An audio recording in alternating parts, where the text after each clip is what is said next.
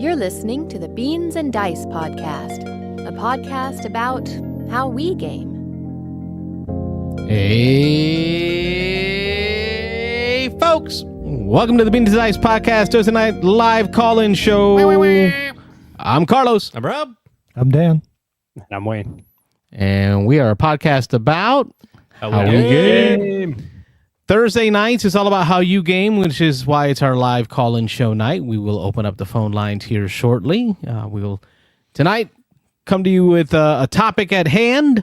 We're going to be talking tonight a little bit about filler games. We'll fill in some airtime. Filler games. Yep. We'll give you the OPP on OGG. It's our other gaming geeky goodness. Yeah. And we'll talk to you about what's been on the table. What games have been on the table? Sure enough.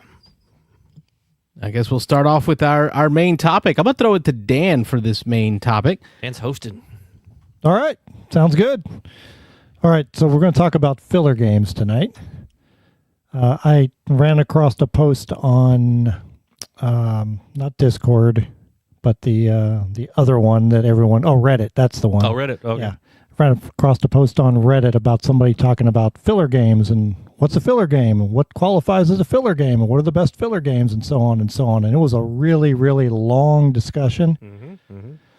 So it interested me because there were so many opinions. People see what a filler game is completely different from other people. So I thought maybe it's something we could talk about. Yeah.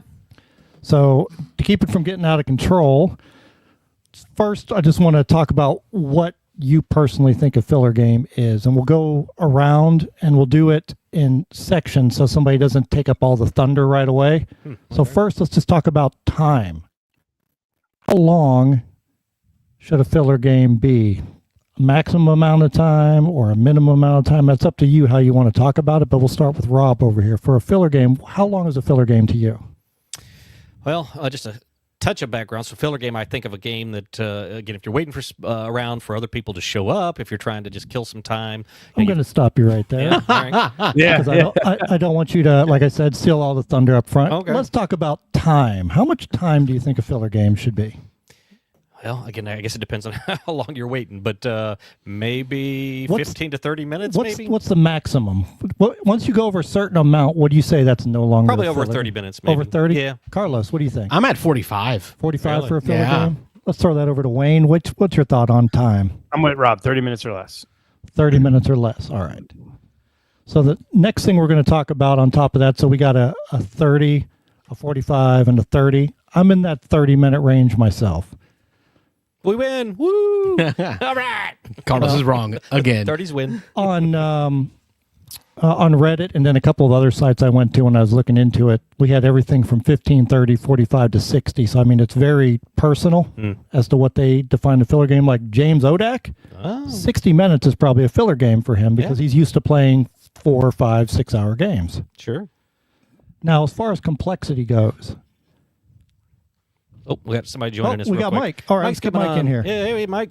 Hello, Mike. Welcome to the show. Hello to Edmund England as well in the chat. Hello, Hammond. Hopefully things are good in Sweden. Hey, Mike. Hey. Can we hear you? I don't know. Can you hear me? Yes, we can. Yeah, we got you. Okay. Yeah. So we're talking about filler games. We just got started. And the first aspect of filler games we were talking about is time. So for you, what's the time duration on a filler game? 20 to 30 minutes. Yeah, you got it right. 20 to 30. Ding, Yeah, ding, Rob ding, ding. agrees with Give you him a because he point. said 30. Yes.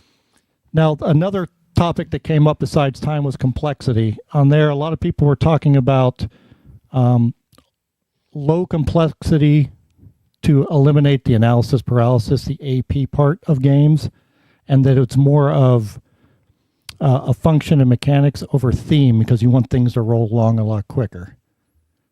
So as far as complexity goes, what are your thoughts? Do you think it has to be something that has no theme and it can just roll right along turn after turn, or is it something that can have a theme as long as you're still under your time duration?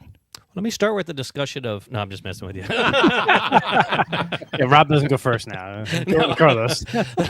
I'm not a theme guy, so I'll just say theme, to me, mostly no theme. I mean, I could really care less about theme in a filler game. So that's my answer.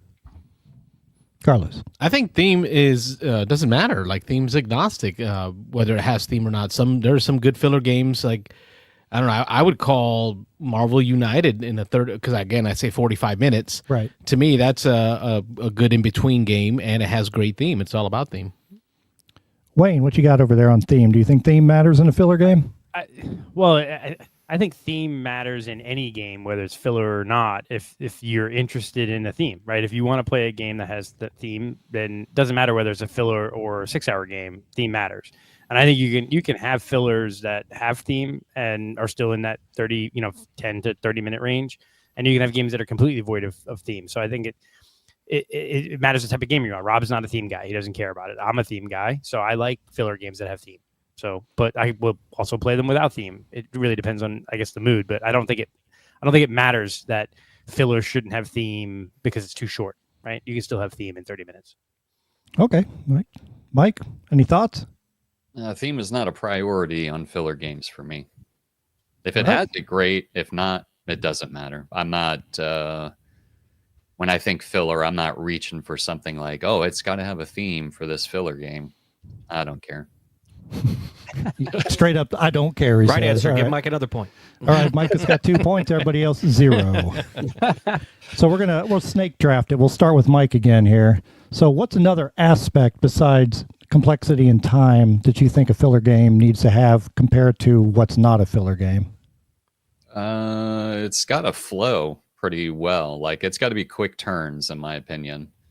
I mean, and I guess that kind of falls into complexity as well. Like I don't need it to be too complex. I'd rather get a 20-minute filler in where we're just going around the table like boom, boom, boom, boom, and just knocking our turns out just to get to that next game. It's just it's a palate cleanser for me. That's what a filler is. Oh, I'm glad you brought that up because I took some quotes off of Reddit that people said when they were talking about filler games, and one of them was clipboard. I know. Oh yeah, I know. I official crap about it when he showed up tonight. I know. I'm trying to do this stuff right. And the quote was, "For me, the key to a great filler game is its ability to seamlessly fit between, before, or after other games at a gathering. It's like a palate cleanser for game night." Hey, Mike gets another point. Night, man, you're tearing it up. I know. I was going to say. And I showed up late. So since Mike is killing it, we'll go to Wayne. Yeah. Wayne, so we've already talked about time, duration, complexity, flowing into new turns pretty quickly. What's another aspect that you would like to see in a filler game? Well, it's got to be easy to set up and take down. Oh yeah. That is another great answer. Look at that, another point. Wayne gets a point because that's next on my clipboard was takes 5 minutes or less to be explained and set up was what most people said. Yeah. So the internet agrees with you. So Wayne, you are correct. There you go. There you go. Ding, ding, ding. Carlos, any of the aspects of a filler game we haven't talked about yet that you think are important? For me, it's box size.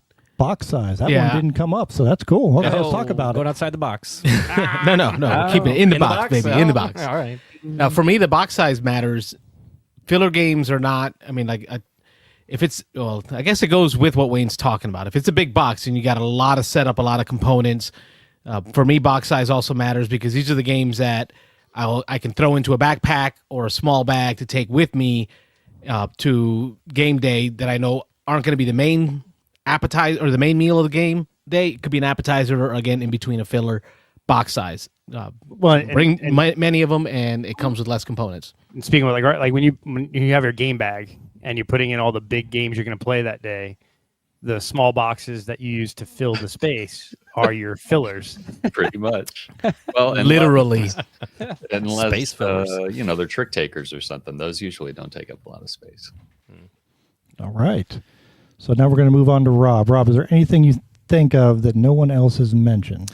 Well, Wayne kind of touched on it, but teach was for me something you can just teach real quick because a lot of fillers for me, they're just going to be games a lot of times people either haven't heard of or they certainly haven't played before because they seem like they're kind of a dime a dozen. So I would say something you can teach within just a couple of minutes, get it going so you don't eat up any time that you're trying to fill with the teach part of it. All right. So a couple of the things that we haven't mentioned that came up when I was reading through these articles, one of the big ones was environment. A lot of people mentioned that it's something that you can take to a bar or a cafe, or it doesn't take up a lot of table space. So you can take it. It can be noisy since you don't have to really hear everything. There's not a lot of narrative or anything like that. Sure. Yeah. These are things that I wanted to talk about, but my worry was you were going to yell at me if I asked. If I went outside the question. What I didn't want was Only one for Rob. person. It's only Rob. I didn't want one person to just say everything up front. Hog the spotlight. Well, since we're on this topic, a big part for me, because I know I said 45 minutes. Right. I know I said 45 minutes because I don't want to limit games to just 30 and under just 20-minute games. But I feel like for me, filler games have categories, right? There's my pocket fillers, which are like your pub games that you can take to the pub. I don't need a bag. Those are my favorite fillers, right? Your scouts, your sea salt and paper, Jaipur, right? Think of all these, some of the battle lines that you can take to the pub, right? Those are my favorite fillers. Okay.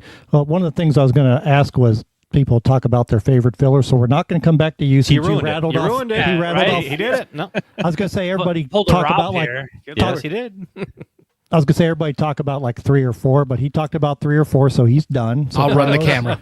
So Carlos will just be over here and be quiet. So we're going to come back over to Mike. Mike, what's one of your favorite filler games? Just one? For now, we'll come back to you. I just don't want you to rattle off a bunch like Carlos. No, just one. That was the filler game. Oh, you're talking about just one. Gotcha. Good one. Right off the top of my head is Space Park.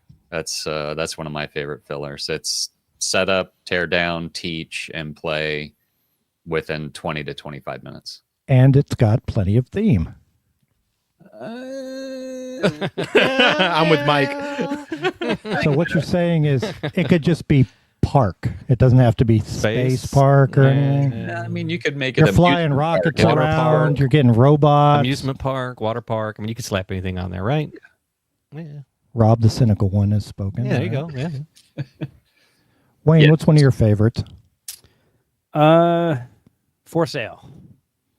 Yeah. Wow, that's one I've never played. Good one. It's a good one. It's a quick What's one. that about? It's a really quick game. There's 2 rounds to it. The first round, you're bidding to get money, basically, and then the second round, you're auctioning off properties. And so, it's probably the best way to say it. First round is you're bidding to get money you're bidding your coins to get money, and then you use that money to buy properties in the second round. So it's 2 rounds, quick, probably 20, 30 minutes games, easy. So it goes really quick. It's a box of cards and a couple of chips. So, and then once people learn how to do it, and again, it fits into that I love bidding game things. I love the Knizia bidding games. So this is another one of those game where you kind of have this 2 thing, and it's on BGA. So you would like it. You would like it. Yeah, that doesn't. It sounds okay to me, but I'm not. I am terrible at bidding games. I am. So okay. I usually this is a stay pure away breeding. from them because I'm Yeah. awful at them. Not because they're bad games. It's just because I suck at them, so I don't play them very often. Yeah. Okay. Because I see stuff coming through on the chat. Before we move to that, let's talk to Rob real quick. Rob, talk us one of your favorites. Well, Cult of the New, one of the new hot ones, Flip 7 that Carlos taught me. That's got to be Hell one of yeah. the big ones. So I played that a bunch in the last month or so. Even though I don't own a copy of it, so I've been playing. I've played a couple of different people's copies. But You don't own a I copy? don't own a copy of it. No. That's Rob, there's one shocking. in shrink right there. Is there really? Take it with you. What? Yeah. Oh man, Love you, brother. I don't own a copy of. Slow down there, big guy. Just mess with Flip 7. There we go. So There you go. Example. Thank you, Carlos. Just rip the name to Wayne on there off. That was Oh, is that what it was? Oh, sorry, Wayne. Oh, I see it right there. Yeah. I just want to say he gave up that Flip 7 instantly. I was know. Brian Baru for freaking months, man. I got like how many copies? Now, I had extra copies of Flip 7. Hey, there it is. Yeah, there it is. have you played that yet, Carlos? And actually, Mike, that was going to go home with you when you came down. He's avoiding but the question. You had already bought it when you came to visit. Can't wait on you, man. It was going home with you. He has not I had played it room yet. for Mosaic, but I didn't. I think- just don't like shipping. Oh, that's going nowhere. All right, sorry to get off topic. Oh, that's okay. He had to take Cthulhu Death May Die home with him. That's 2 boxes, man. I gave him. That's a good choice. Extra though. luggage That was a right good there. choice. Yeah. Literally. All right, so let's see what's going on in the chat before we move any further, because I saw lots of messages come by here. All right, so right off the bat, my man Edmund England was in there. He was the first one in the chat. Thank you, Edmund. You are the man. And then Chris from Chris, also known as Captain Gamer in the Discord, out of I believe it's Austin, Texas. Austin, I believe. Yep. I know it's Texas. He says he left a voicemail on the filler subject, and yes, sir, I saw that. We will play that as soon as we finish our conversation, so other folks can hear that. I love when people leave voicemails. Excellent. Audio is my favorite medium. I don't like reading. I don't like typing. I like listening and talking. So thank you. More of y'all do that, please. He says a filler can be used to fill the extra space on your shelves. I think he's talking about the commentary from Wayne over there. He's talking about what he sees on the screen around us, where you have every inch crammed full of games. No, I'm with that though, because when you fill your bookshelves and you have there's like a 1 inch gap on the end of the shelf, you're like, oh, I could fit a little game in there. Yep. You know, Right in there. Perfect. Jason Dunham in the chat. Castle Combo is my new favorite filler. I'll try that one. Need to try that one.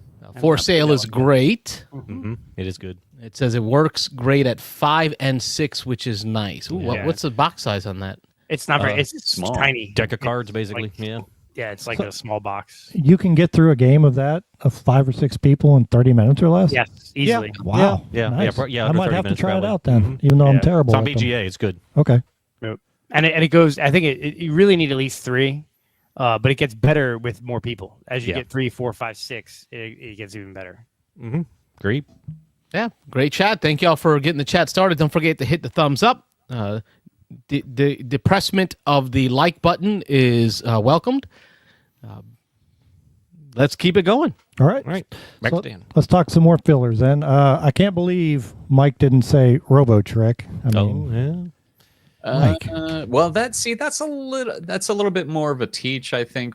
Like when I think filler, well, no, you're right. No, you're right. I think you're right, Mike. Like You think the Robo brain Trick- power I think involved it's in little. It's like just over the complexity level, I think. So let me throw that back though. Is once you've played it, then it's a filler, right? And I think that's the thing too. Is like there are a lot of games that would easily become would fit the definition of easy to teach, or because they're like Skull, right? Is hard to grasp, but once people know how to play it, it immediately becomes a quick filler. Yeah. And you can run through games of Skull quick, right? And so like Robo Trick probably the same way. Is like once you learn it, if you know how to play it, you're playing it super quick. Yeah.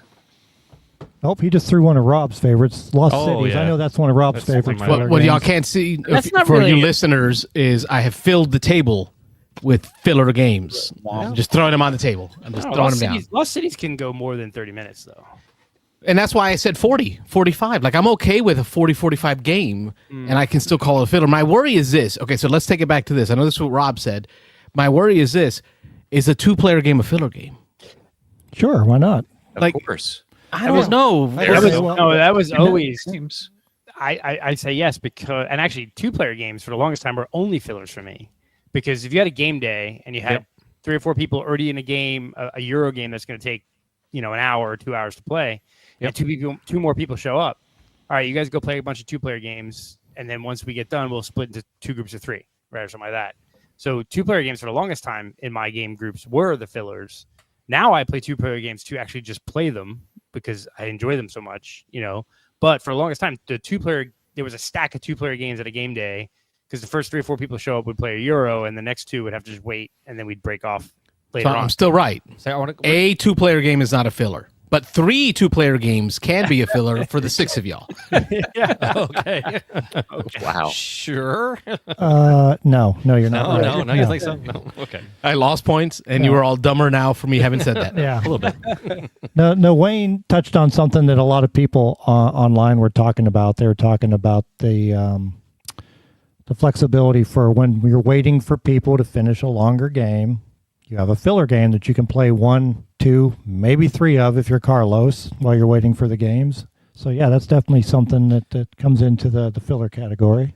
Go ahead, I want Rob. to interject here. So I got a little. I actually did a little bit of thinking about before the show tonight about this topic, and so tell me if I'm completely off base here. I kind of went back and forth in my own head on this. So filler game. I mentioned for me a filler. One of the things that a filler is great for is let's say we've got a game, we've got 4 or 5 people showing up for a game that we've planned to play, but somebody's running late, somebody's stuck in traffic. A filler game for me, and this may be sacrilege for some, but a filler game for me would almost also be a game that if I didn't finish it, if that 5th person showed up, I could just say, all right, well, we're not going to finish this. It's not that important. This was not the main event tonight. This, let's just call it a draw. If you want to enter in your BG stats or whatever, you can do that. But if you don't finish it, you don't care. Okay. Is that off base? Yeah. No, I don't think it's off base. In that scenario, it's not off base, right? Like, okay. You're playing until the 3 of you guys are playing until I show up. I show up, you go, well, Rob's winning. Let's just call it and move on. Yep. I think that's fine because you're not going to do that with Lost Ruins of Arnak or Dune or Twilight Imperium. You're just killing time. That's all you're doing. Yeah. Okay. All right.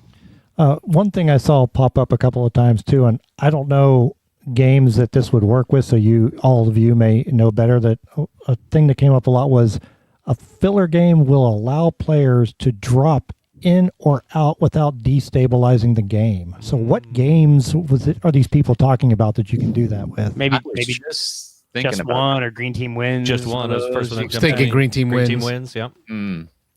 Yep. Some of those party type games. So if it's a party game, is it still a filler game? Or can it? I think a party game can be used as a filler game, like Rob was saying. Like, all right, while we're waiting, let's just play some Just One until Wayne shows up, and okay, we're good. So I think because nobody plays Just One or Green. Well, we do. People do play them by the rules, but you could also just play them to just play a couple rounds and then move on. The activity don't keep score alone is the fun. The scorekeeping isn't necessary. Yeah, Just One is great for that. Yeah. Oh, I'm glad you could, because I couldn't think of anything. I was reading that going, what game can you have people drop in and out of that doesn't ruin the game? But now that you say them out loud, it totally makes sense. Code names. I remember I took one to a party once, and people were just coming in and out of code names. It just didn't matter. Yeah. Mm-hmm. Mm-hmm. I think even Skull, like, okay, you're coming in, we'll just give you one less card. You have, we'll take your things and take one out at random. Maybe it's a Skull or not, but there you go. Now you're in or you're out. Do you have any other favorites there, Wayne? Let me think. I wrote a couple down here. King Domino is a class. That's a quick one. There's a lot. So at this point, we're winding down on the discussion. So go ahead and rattle off a couple if you can think of more than that. Oh, yeah. So King Domino, Point Salad, Love Letter. Oh, how have we not talked Point Salad tonight? That's a good one. Yeah. That's 6 games of that in at Dice Tower East in about 30 minutes. Go ahead, Wayne. Veggie Stock. One that I kind of, it was funny as I was making my list of games that I was making a list of games that I thought were filler, and there's one in here that I was like, it's a filler to me. It goes into that. It's probably complex to teach. So if you didn't know it, like RoboTrick, right? So Biblios. Oh, I could see that. Yeah, I've played Biblios. You can get that. Yes. You You know how to play Biblios. That's a filler, and that's a meaty filler, right? That's a pretty decent filler that you could get in 30 minutes if everyone knows what they're doing.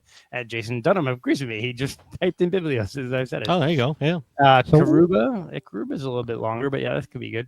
Silver and Gold. Yeah. Oh, yep. I had that on my list because I know I've played that. Me and Mike have played that a bunch. That's a good one. My wife really likes Silver and Gold too. Yeah. The game. She doesn't care about jewelry. The jewelry? No. Actual silver and gold. Now, let me circle back to something that both Carlos and Wayne said, because Mike, me, and Mason, we were at Dice Tower West last year. You're going to bring this up. And we were able to play 3-player games of Tyrants of the Underdark because we played it so much in under 45 minutes. That includes setup, playing, and putting it away and getting it back into the library. So does that now qualify as a filler game for us if we're playing it? Yeah, I think yes. And I'll say what's hilarious is I actually did a little research like Rob did before the show, and I was typing in filler game lists, top 10 or whatever. I did some on Reddit and YouTubes and stuff like that, and there were several lists that had Tyrants of the Underdark listed as a filler game, and I was like, really? Really? Yeah, that's surprising to me. Yeah, I was it was like 2 or 3 times. I've looked at 20, 30 lists probably, and I'm like, Tyrants, really? But you know what? You guys, if you know that game really well and you're 3-player and you get it done in 40 minutes, kind of a filler game, I guess, right? I mean, the doesn't involve amount of the time complexity and other things that you can do in that game, I think that would just automatically take it out of the filler game status, even if you could play it that fast. Yeah. Yeah. I kind of agree with that, but like you Box said, size, setup, Teaching. like all those things to me kind of take that game out. Yeah. Yeah. Yeah, but I would- you know gamers and grognards, and they go, "Oh, I could play it in 20 minutes. That's filler." You know, like With my 5-year-old, yeah, exactly. looking at Chris. Well, he probably has. Yeah. Let's go over to Mike. Mike, any other filler games that no one's brought up yet that you would like to mention? Was just going through my mind there. Silver and Gold was like the next one that kind of popped up. I was trying to think of any like quick not trick takers, but roll and writes, but I don't think they're really. I mean, could you get through a game of On Tour in 30 minutes? Probably, yeah. Yeah, sure, you could do that. Yeah. But I mean, the doppelgangers. What are those? The so Doppelganger. clevers, the dopplet So clever. Clever? Oh, that's so clever. Yeah. I mean, Tons we of played stuff. that at like the pie place. What was that pie place we went to? Gonshan Clever, and then you're talking about Perkins. Perkins. Yeah. You know, we played that at Perkins. Yep. We did. What about the Filled up with pie and Pie. filler games. what's the bus route one? That's a roller, Let's make a bus right? route. Let's make a bus route. That would Is that would you consider that a filler? I don't know. probably not, but it's close. I don't think so. I've never played it before, so I don't know. But anyway, those would be the ones that I would think of. I mean, there's a couple of trick takers in there that aren't high complexity that you could get through pretty quick, but I probably wouldn't list those myself. Well, Carlos threw Draftosaurus. That was on my list. You threw that out on the table already. The war one there. What Oh, right Top next is to that it. Age of War? Age of War? Oh yes, I was Yeah, thinking that's Age one of of War. my He favorites. pulled that one out, and I don't. The only thing with that is it can run long. Again, you can always just quit, but it can run long because you can It get into can. this thing where I steal from you, you steal from me, I steal from you, and there's a push tuck of war. So some of the games of that can run long. but don't you need a daimyo to steal? You need an extra daimyo, yeah. Yeah, so that's hard to roll. Yeah. So it depends. But But I have you're had, right. I have had games though where one card just kind of goes back and forth and back True. and forth, and yeah. So Just to What prevent it about, from Sushi Go. yeah, I think so. Yeah, Yeah, that that's would easy be. to teach. Yeah. I'm gonna say the Crew. We were talking trick takers. The Crew, and I like that, and because again, especially yeah. the early missions of the Crew, you can play those in 5 minutes. Sometimes you can lose them in 2 minutes, but you can just pop out. You know, that's just a game that you can just start playing through. I'm gonna open the book and let's just play through the first 5 missions, and if somebody shows up, then we're done. You know, something like that. Yeah, I played the another first one- 5 missions of the Crew like 100 times. Oh yeah, yeah. I don't think I've gotten Teaching somebody past every time. Yeah. right. Jason if Dunham you, just got uh, the be all end all for me. I'm like, how did I not say that one already? Can't Oh, yeah, stop. that was on my list too. Let me mark that off. Can't stop because I also had that. I had Patchwork and Fox in the Forest on here. Oh yes, Fox in the Forest. I got the special box there. I've got the oldie. That's if you want to talk about more of an experience, or you're going through the motions. The game is also I feel a filler. I've never played that. Yeah, but it's Yeah, kind of me like either. the Mind or whatever. I played the Mind. Or the Mind. I'm sorry, the Mind. That's what I Oh, meant. okay. Thank The you. game- Oh yeah, that was yeah. Yeah, the game was I think was a step up a little bit in complexity from that, but I never played it. What's that one trick taker, Mike, that you introduced me to? It was like a little box of like circus cards with coins and stuff. Big Top. Oh, that's Big a Top. auction game. Big Top. Big time. Would Okay. that be a filler game also? Because that went pretty quick. I think with the right group, it probably could be within 30 minutes. Yeah, as long as Oh. nobody's waiting on their turn too long to make their decisions. But yeah, Slowly, the table continues to get I filled just pulled with Scout more off the filler shelf. Yeah, games. Scout's a That's quick a good one. one. Yep. Mhm. We're about ready to open up the phone lines here. So is there any that anyone can think of that we have to mention before we end the discussion? 12-chip Hanamakoji. trick. Oh, Hanamakoji. Yeah, that's a good one. 2-player. Yeah. It's on the table. Nobody said it yet. No thanks. That's a hot one for me. No thanks. It plays 3 to 7 real fast, real well. And then a new one for me that came in just over the Christmas holiday is Tinder Blocks. Tinder Blocks is a light dexterity game. Comes in a metal tin. You see how small this is. You can play it says up to 6 players, but it really is any number of players. You're just going around the table, adding cubes to a campfire using tweezers. He who knocks the campfire down loses and they're out. Everyone keeps going until one person is left. It's a great little filler. So those are the and then my go-to filler right now, it's been mentioned before, but I'll have to mention it again. Vegetable stock plays up to 5, and it does it in 15 minutes or less. Oh, TI4. That's one I forgot. Yeah, TI4, a little filler, yeah. That's one of my favorites. James Odak, do you want to mention that one? Yeah. TI4?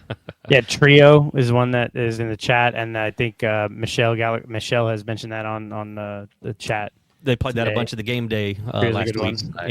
Yeah, Somebody mentioned High Society. What's that? I haven't played that.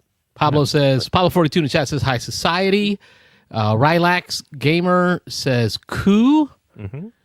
Jason Dunham says my kids would say Trio/Nana.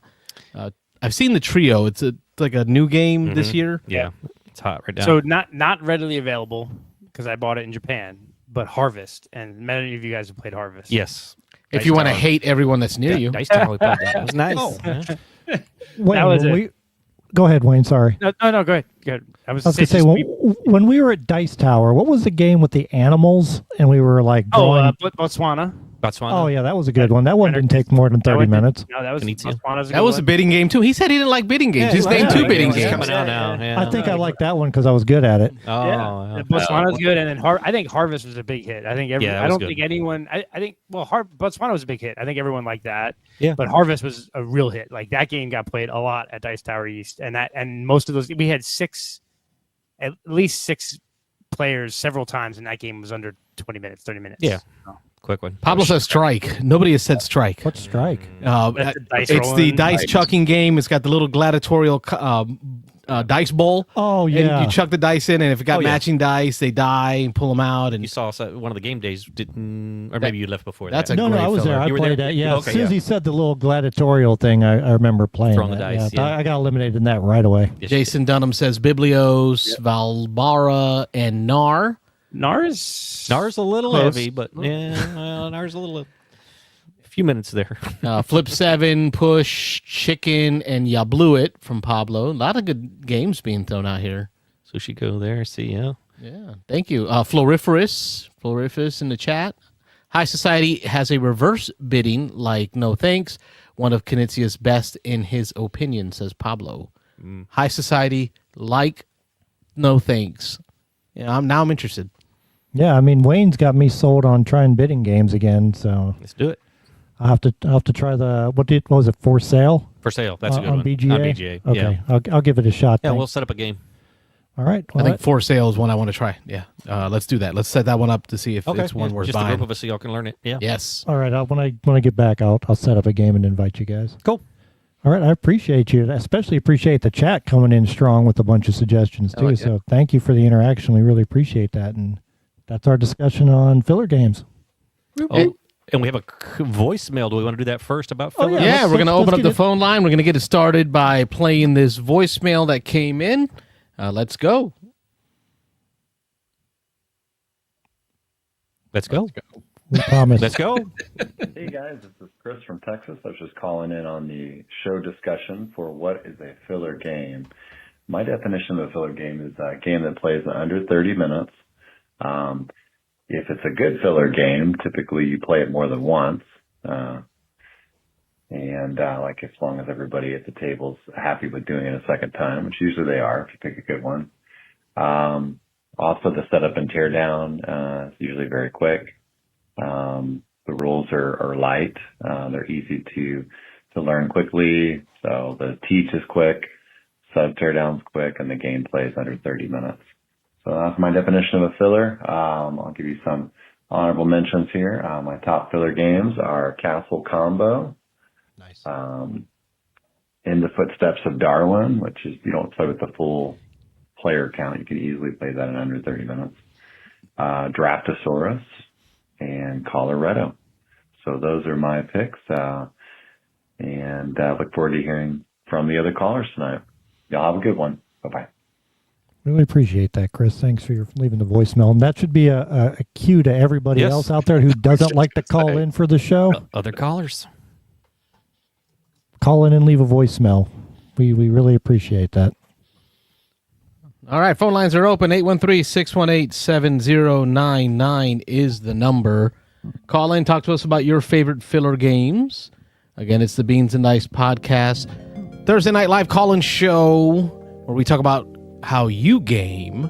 813-618-7099 is the number. Let's get into this week in gaming. Twig. The Twig. This is where we talk to you about games that we played this week and have enjoyed. Who's got a twig? Oh, we had a branch, bro, not a twig. We had a branch tonight that dropped on this table. Uh-oh. This right here, this majestic beast on the table, Purple Haze by Bernard. Too many consonants. Glad you in tried there. that. Yeah. Grybowski. I need someone more Caucasian. I'm not craning my neck over there, but Grzybowski's probably pretty close. All right, pretty close. All right. This game, Purple Haze, is from Phalanx Games out of the UK. Just delivered their Kickstarter. My man Dan got a copy of his. Has already played it a few times, and brought it to the house to teach me the game. All I have to say is this gave me the feel of like D&D campaigns of old, dungeon crawlers, but all wrapped in this Vietnam era theme where you've got 6 members of your squad. They each have special roles. They do it in special ways. You're going to be moving on this high level, high altitude map to try to, at the macro level to really move around the peninsula of Vietnam, right? So you're there, but then when combat happens, much like Lord of the Rings, Journeys in Middle Earth, yep. You go into the micro, into really zoomed in combat fight, but in between all that is in random encounters, story, choices to be made. So it blends this tactical nature of wargaming with an RPG of which I didn't know how well it would work. Luckily in this, well, not I'm going to say luckily, but unluckily in this adventure, we didn't really get deep into too many stories because I made good choices as squad leader. You rolled dice too well. No, I got to roll like me. Rob rolled them into some really hazardous situations when he led. When I played before. I skirted around the enemy and found the down Huey, saved the pilot, right? We did all the right stuff. But that also didn't allow for the game to show its grittier side with like the tougher parts of Vietnam. But I'm certain the campaign will allow for more of that. Oh, yeah. It really was more of an introduction to the mechanisms. I'm enamored, Dan. I don't know how you're feeling, but I'm enamored with this Purple Haze. Yeah, this is one of my favorite games that I've played in a long time. It was the first Kickstarter that I got after the store closed over the past couple of years that I didn't just turn around and sell immediately. I actually read up about it. I was like, oh, I like the art. The art caught me right away. And I was like, well, let me read about this before I take the shrink wrap off of it. And I said, oh, I got to give this a try. And then as soon as I played it, I was like, well, I know a bunch of people that are going to like this. Mm-hmm. Dan said art. And I don't know if I'd say art. What I really loved about it is because the art feels like a history. Like it's really realistic drawings of the equipment and the weapons and the troops, the Marines that are involved here. The maps look like maps that you would pull out of an officer's bag, right? Like they look like actual military maps. This is, you say art, but it's very themey. Well, I was talking about the actual cover of the box because the shrink was still on it. Just the fact that it was a war game, or at least advertised as a war game, and it had this box art as opposed to all the other war game box arts that I've seen, I was like, well, this caught my attention right away with the striking, like almost monochrome colors. You just got yellows and reds on there. So that's what got me to actually not put it in the sale room immediately and start reading up to see if it was anything good. And then the reading allowed me to take the shrink off, and I'm super happy that I did. Yeah, it's good. Yeah, I played, Dan introduced it to me, I guess about a week and a half ago. He brought it over, and we played through the first mission, the Downed Huey, which Carlos got to experience tonight. And it is truly kind of like a little choose-your-own-adventure. I enjoy, this is going to shock some people, I enjoy the story part of it more than the combat part of it, even though the combat's very unique. I don't know if we're going to get how much detail we'll get into the dice and how they score hits and things in this game, which is really unique. Carlos can probably talk about that more compared to other war games that he's played, or Dan, certainly. I haven't played a whole lot of war games. But the story in this is cool. And between my play of this exact same scenario with Dan a week and a half ago and then the play with Carlos tonight, two completely different stories, went two completely different directions, two different paths. There was a very little overlap. There was a couple of encounter cards that came up that I saw the first time, but those are all randomized at the beginning of each of the scenarios. And so really some cool variability here in playing through it. So, yeah. Yeah, I was going to ask you about that, how different it was, even though playing the same thing with almost nothing different on the board. Yeah. It was a completely different experience. Like when we did the playthrough with you, we ended up in a village and had to make decisions. We never saw the village with him, and he found the helicopter. I didn't. We didn't find the helicopter. So, I mean, it really branches well. Mm-hmm. I mean, inside that mission book that we went through, there's like 30 or 40 sections we didn't even get to. Right. But I could see the differences right from the beginning, because when you're creating your squad, there are 6 roles, right? And then you're drawing 3 Marines per role, choosing 1 Marine. So you're going to get a very different group of troops with different special abilities. Right from the beginning, I could see that we were heading in a different direction. And so, Dan, you said like that book had 30 or 40 entries. Was that just for that intro mission? So like you could literally replay that helicopter crash, right? Yeah. Each 100 times and not get the same path. Yeah, there's 9 books in the box, and each book is about 30 pages, and each book is a mission. So there's 9 missions of the campaign, and then each book there's different arcs that you can go through. So like you just said, you can play it I've played it now twice on my own and twice with them. And all 4 times were different. Yeah. It seems like, so if that one book is the helicopter mission and it's 30 pages and all the entries, that one mission alone, you could probably play 20, 30 times. And a thing you have to do too, when you start the campaign, you get your squad, and everything, but you have to make a decision. The squad leader has to decide what his path and his career is going to be for the entire campaign. So, like Carlos chose to get revenge because he had a bunch of soldiers that got killed. So his goal was to go out and take out as many enemy as possible. You could also choose a path where your goal is to keep your men as safe as possible. And then there's one other goal that you can choose to where you're just trying to advance your own career and you don't really care about everybody else. So you not only are there different paths to go through, but you have to play it differently depending on which of those scenarios, because that's how you're going to score points according to which of those you pick.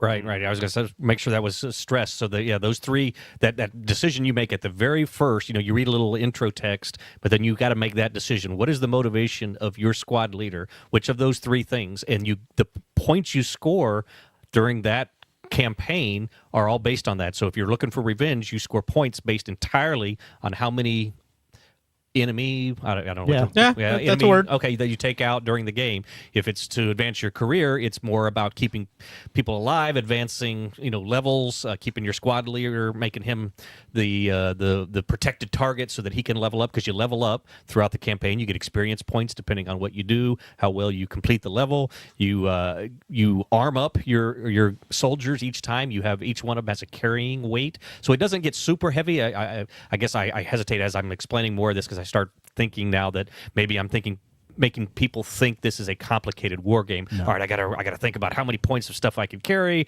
how many of this, how many of that. I gotta, but you do all that in 10 minutes. It's really quick. You do that. But I keep coming back to this D&D thing. It's that time between the dungeon delves, where you're going to town and you're getting equipment and you're deciding who gets what weapons, but there's an encumbrance. So, I can't give Dan all the grenades because then his guy won't be able to walk, right? Yeah. So we've got to split them around.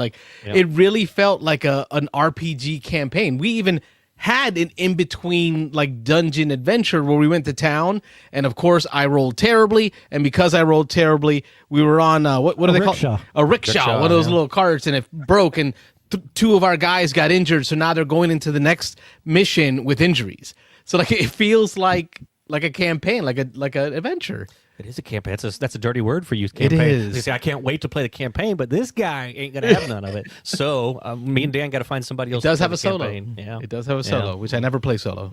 Yeah, you can play it solo. I've done that a couple of times now, and it's the very first time you do it, it's taxing because you have 6 Marines with all these abilities. But once you learn them, and if you're playing a campaign, you're going to keep the same people for the most part. Hopefully. Yeah, for the most part. So it won't be as complex or as hard if you're playing it solo once you get to know your squad. Yeah, this has been a great play, and there's so much more that I want to talk about, but I want to give this one the beans. So, like, I don't know, because I know you guys are running through the campaign, and I have a feeling that this is one because of the makeup of the squad. You can do 2, 3 adventures. 4th adventure, you come over, and we just divvy out the players, the squad people differently, and then do that adventure here, right? And then y'all take it back, and then you can go back to doing 3 and 3, right? It can allow for that jumping in and jumping out, and I can see more of what Purple Haze has to offer. And then we can give the real beans. Important to note that these plays aren't long, I'm assuming. I've only done the first one. Dan's played maybe a couple more, maybe. But once you know the rules, you can play this first scenario. We probably could have done it in an hour without the teach and everything. You think maybe hour and a half? I think we got down to getting started at 6:30, and I think we ended closer to 8:30. So it's a little, it is a little longer. Time flew. Yeah. Time flew. Was that with the teach or without the teach, though? I mean, that was without. Well, no, yeah, because I taught we were you some eating of it sandwiches, before, and then we came back. Yeah. Okay. We've got to eat. Well, and that box isn't super big. So what I like is you have this campaign that seems like it's got crazy replayability and diversity, and that does not look like a Gloomhaven box. No, it's just a standard board game, 14 by 14. I mean, there's not beans, I guess. We don't get the beans, but the components. The standees, miniatures. They are tokens. So they are round tokens. I could see them being wrapped in coin capsules, that kind of a token. So if you think of that, Wayne. Yeah. So yeah, that was very much abstracted. But when you're in it, your player card is an image of your player. Yeah. All the weapons that are in front of you are images of the different weapons. You got your claymores, your M16s, your M14 rifles. Rob's over here with this M72 grenade launcher, just thunk, lobbing them into the enemy. And oh man, it was just, I'm the squad leader and I'm yelling at Dan, like empty the clip. And you gotta, if you go full auto on your M16, you have to actually discard a magazine. And when you discard a magazine, you don't have access to go in full auto again. So you got to decide when you want to do that. It is very resource. It's old school D&D, like that D&D where you had to really manage your gear, like it mattered. You actually have that iron spike and the 10-foot rope. Remember I talked about the big map, like the high level map, the contour map of Vietnam. Every time you move, based on the terrain you entered in, is going to take a number of hours away. Right, and then now if you got someone wounded, it adds time. If you're carrying a dead body, it adds time. And then on top of that, each terrain that you step into is going to cost you stamina on the stamina track. And depending on the type of terrain, will cost more. Mountains cost more than hills. Hills cost more than lowlands. Right, so you're making decisions on how much time do we have in our day, and then how much stamina is going to cost me. Because when you run out of stamina, everyone starts taking wounds. When you run out of time, you get into nighttime. Now you're more susceptible to damage through combat. So there's so many decisions. Like I'm having to decide. Okay, we're this tired, but we're one space away. Let's take a small break. Let's just do a little nap. Before it gets dark. Before it gets dark. Like you're really managing time, and you're managing. And it was so good. It felt so good. Yeah, it's fun. I meant to only just talk quickly about this game, but this is a good game. Yeah, this is one of my favorite games that I've played in a long time. Talk about this box. There are expansions already, right? Yeah, I have the expansions.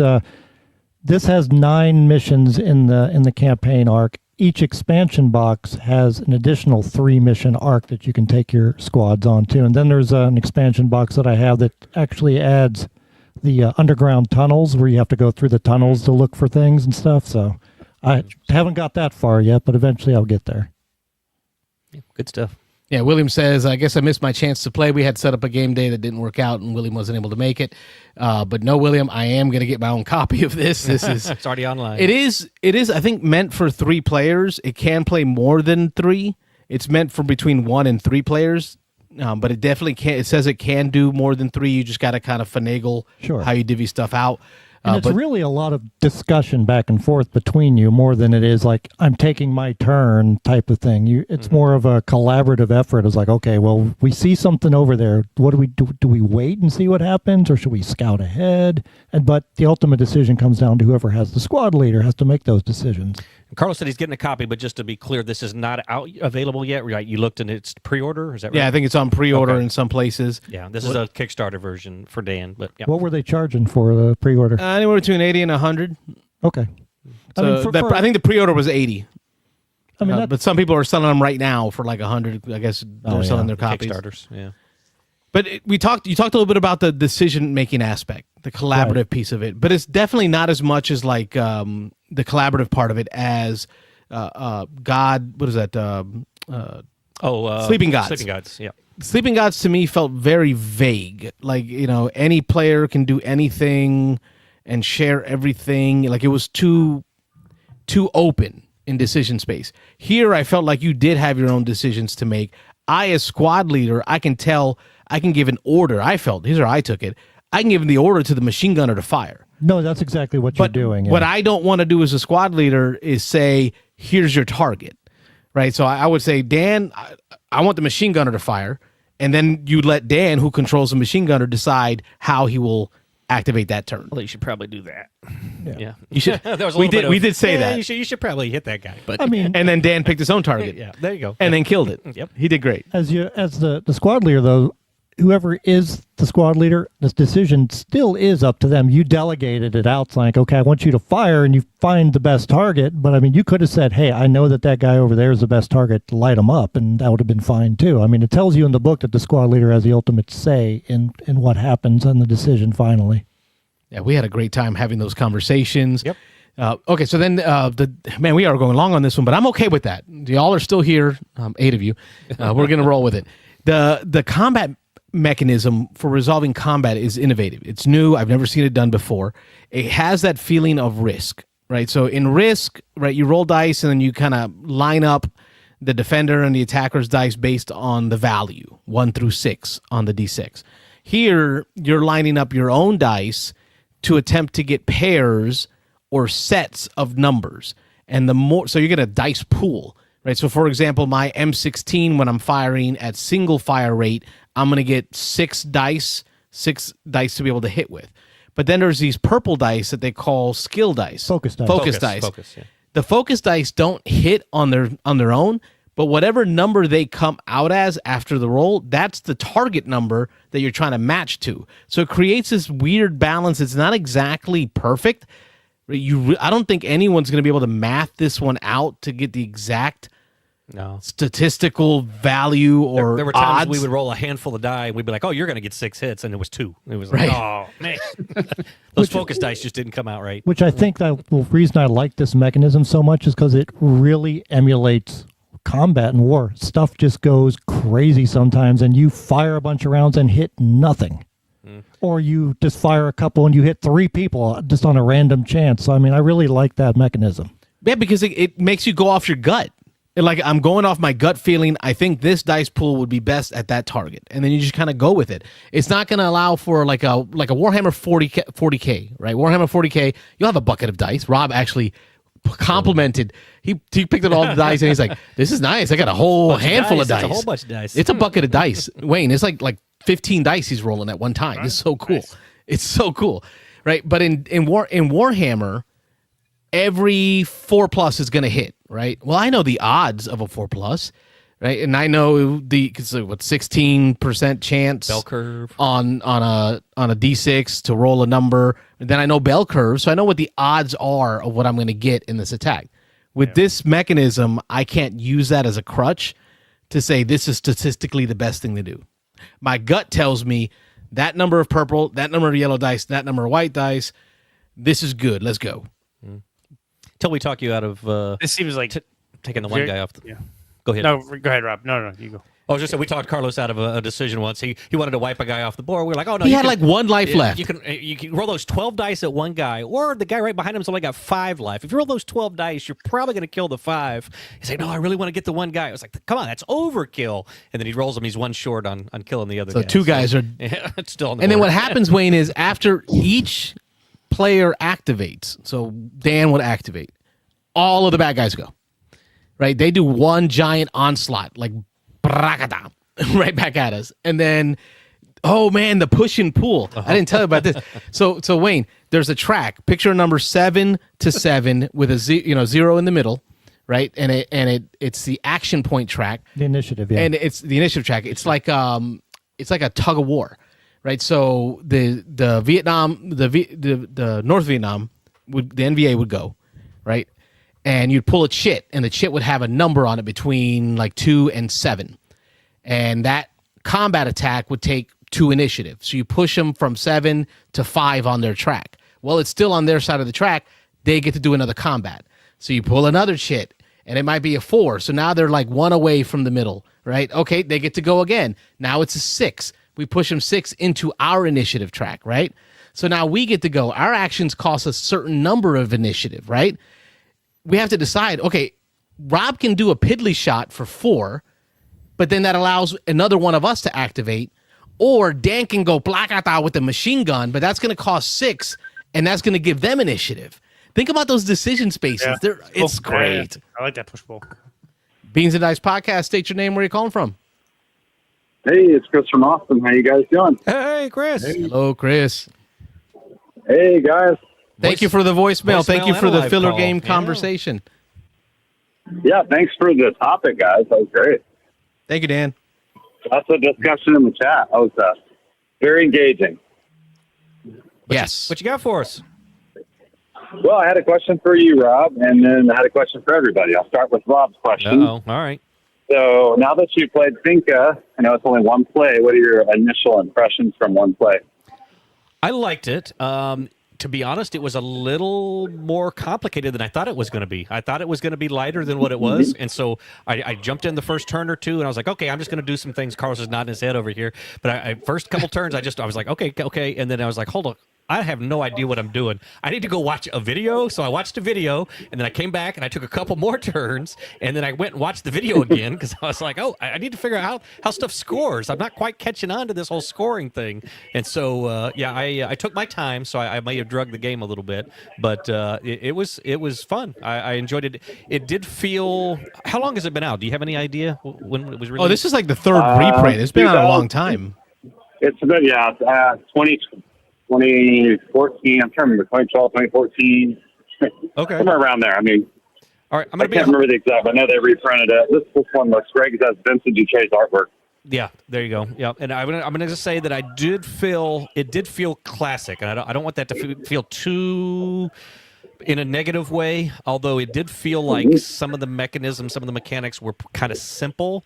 I don't want that to sound really bad, but Carlos is nodding, still with me. All right, so I still got Carlos on board with me, but I enjoyed it. But I definitely need to play it again because I need to get that scoring aspect down. I was a good 4 or 5 rounds into it before I kind of like, oh, hold on, this is what I should be doing. I need to take these tiles to then eventually score those tiles that are on the board or whatever. So I do want to try it again, and I did enjoy it. But it didn't feel quite as shiny as some more modern games, I guess. Yeah. Absolutely, yeah. It's an older game. Did you use those special tiles at all? Those 4 special tiles? I used one of them, and so that was another thing I didn't catch on to right away. I had to watch that video the second time. I was like, oh, okay.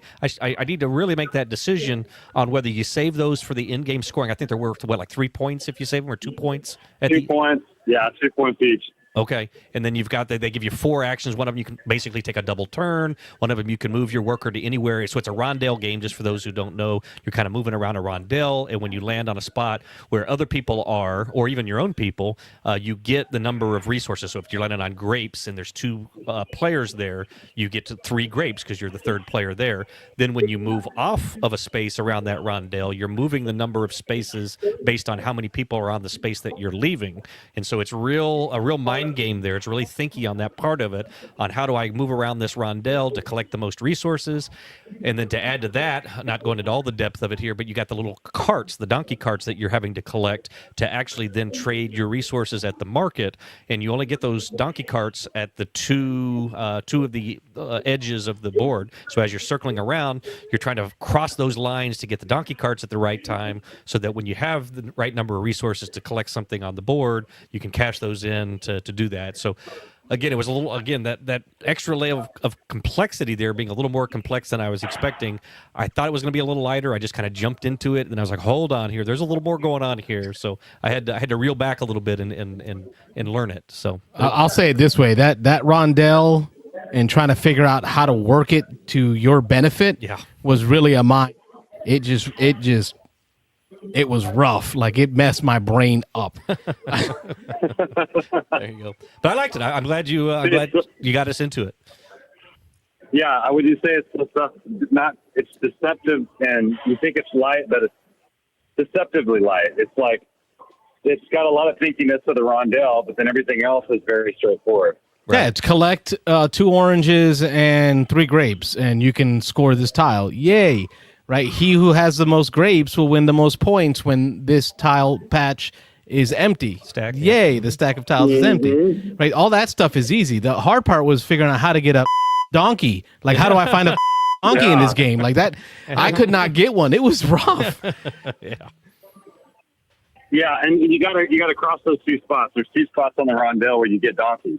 But it's not just me. Like, it's y'all. Like, I'm like, okay, I'm perfectly set right now with where I'm at. I'm gonna get a donkey on this turn. But somebody moves off the spot. Right. And like, oh, and now I can't move far enough to get to the donkey. I can only move 2 instead of 3 because Rob moved his dang guy. So yes. Yeah, and then the market's always changing because someone might get to it before you do, and you got to pivot. Yep. It's very what's the word? Instead of being strategy, it's tactical. Very tactical game. Yes, and that's one of the things I like about it. I like tactical games. And if you think, Dan, I like strategy games too, but Dan might like it because there's this aspect to this that I've never seen before in a game. Chaos. Right? There's a limited number of resources, of every resource: apples, cocoa beans, grapes, fish. Right? There's a limited number of each one, and they all, I think, vary a little bit. If ever someone goes to collect a resource that exceeds the total number, so if you go to collect 6 bananas and there are only 3 bananas in the resource pile, everyone has to give back all their bananas, including yourself, and then you collect your 6. Mm-hmm.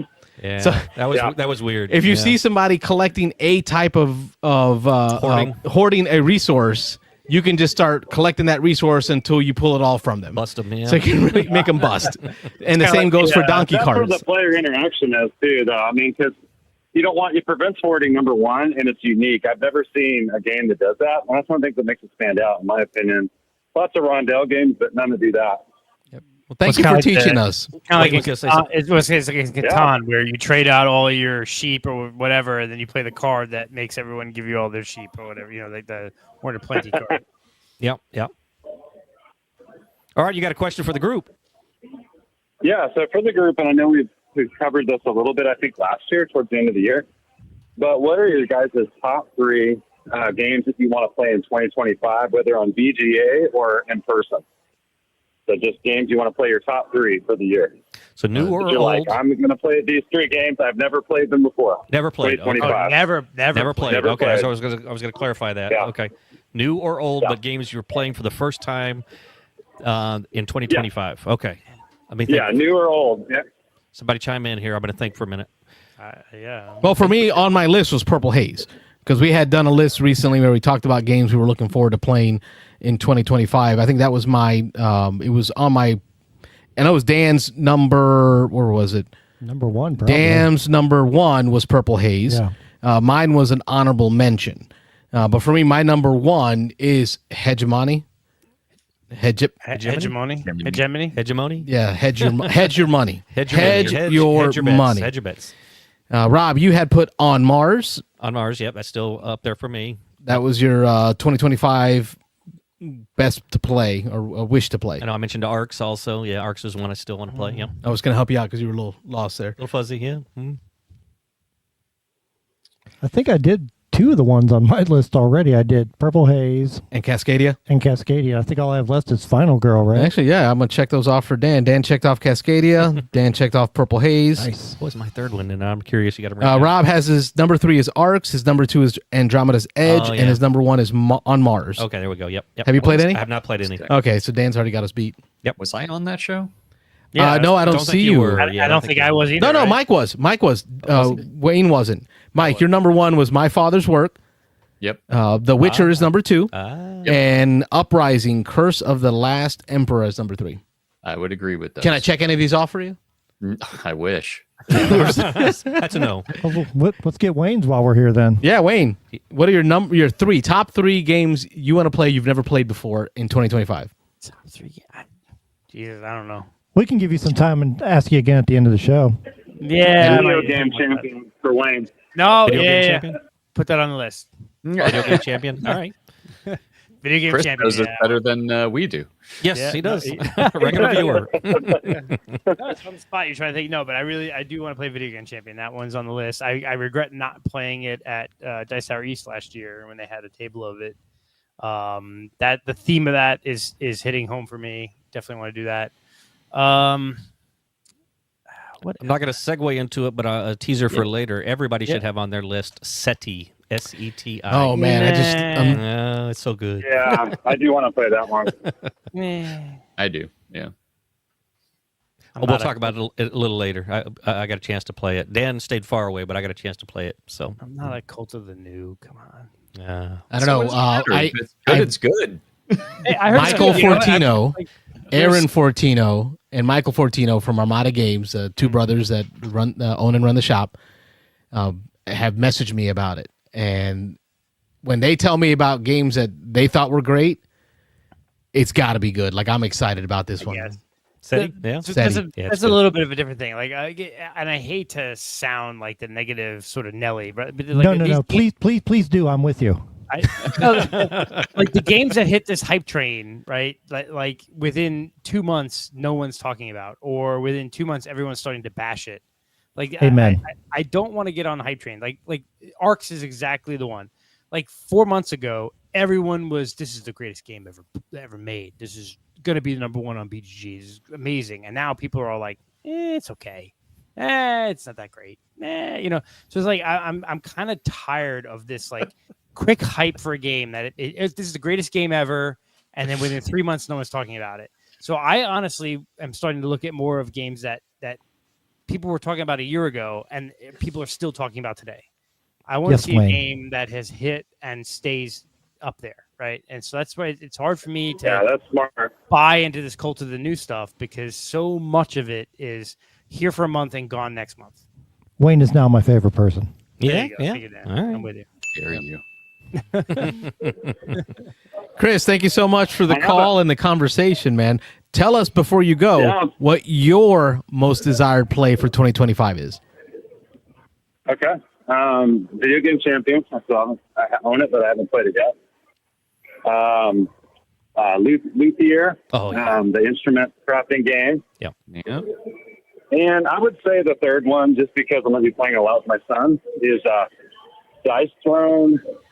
Marvel Dice Throne X-Men with the missions, because that's the cooperative version where you go against different bosses, and then you have allies like Captain America you can throw in.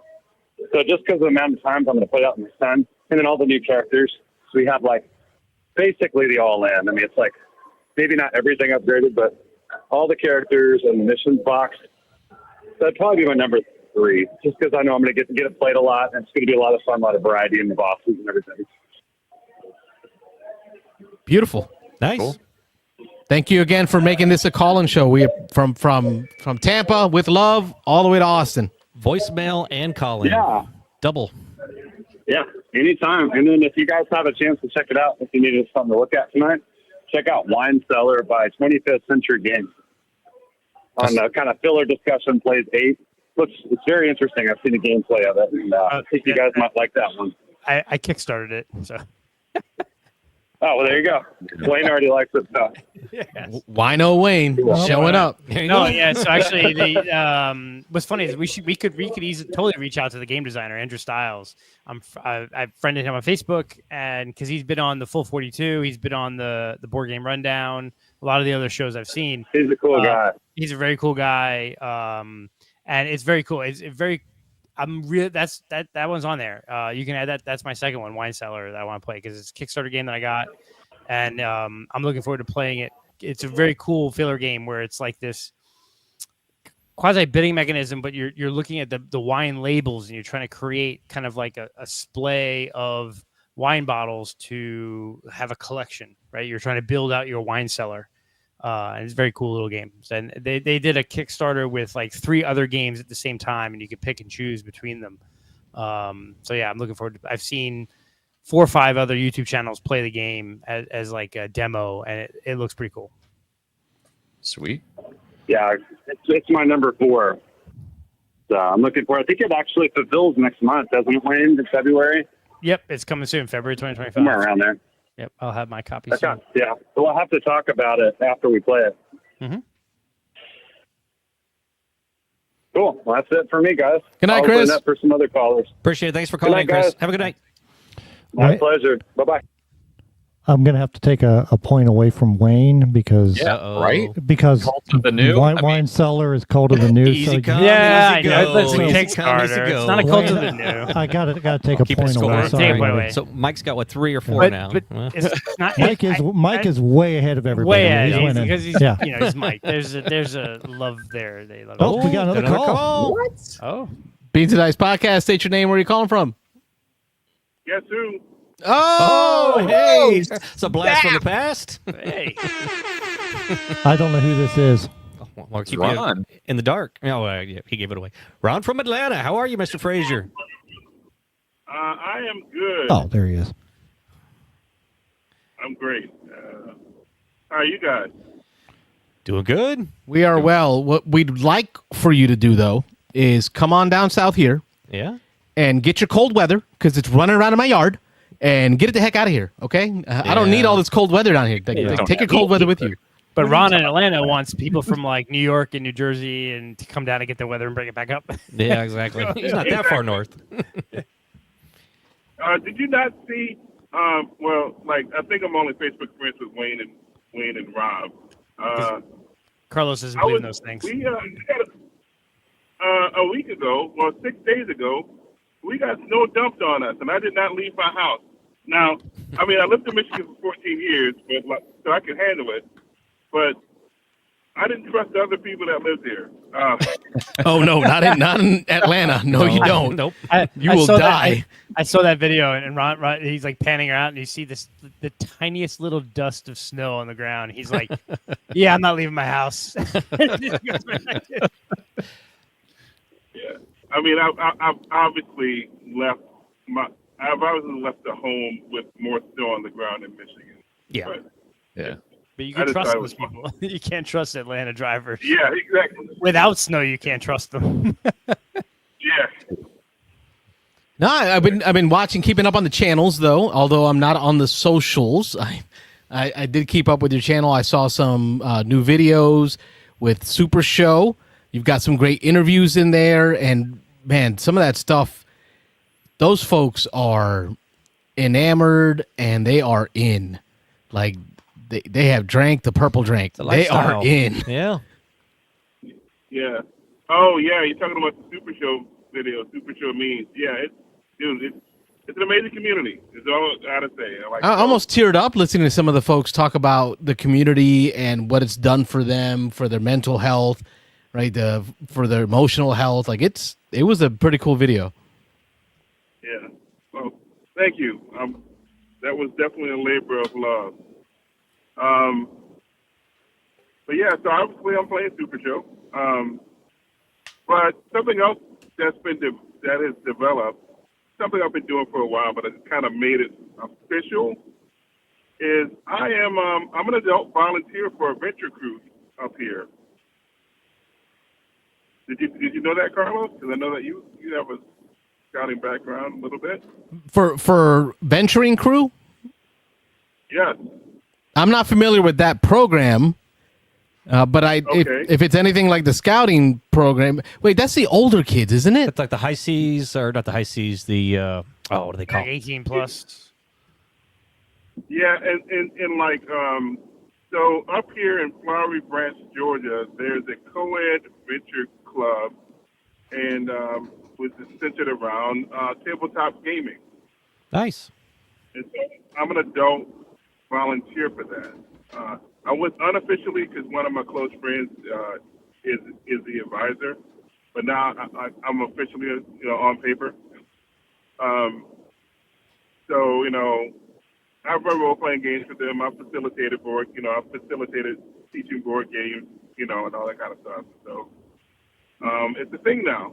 Of course, my Super Show obsession, like that's in the rotation. Got a little thing going, but like it's been really fulfilling.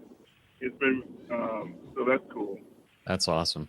Well, this week we get to do something like that. Yeah, Tuesday. Coming this Tuesday, Beans and Dice has partnered up with the Tampa Gaming Guild. We're going to go to Brandon to the One Voice Academy. It's a school for kids who are dealing with cancer. So it's a school where they can continue their education while doing their treatments. And Rob and I and many other Beans and Dicers and folks from the Tampa Gaming Guild are going to go teach those kids different games. I signed up to teach Catan Jr. I'm doing the Monkeys Tower Building, Rhino Hero. Yeah. Rhino Hero? Yeah, there you go. Yep. So we will also partake as Beans and Dice and give back to the community too this week. So it's great timing on that topic. Thanks, Ron. That's great. And tabletop gaming is one of those things that can really help people connect, no matter the age, right? Agreed. And so it's a great thing. That's what's kind of kept me busy on a lot of these Thursday nights lately. Sure. And that, the fact that I'm a parent. Oh yeah.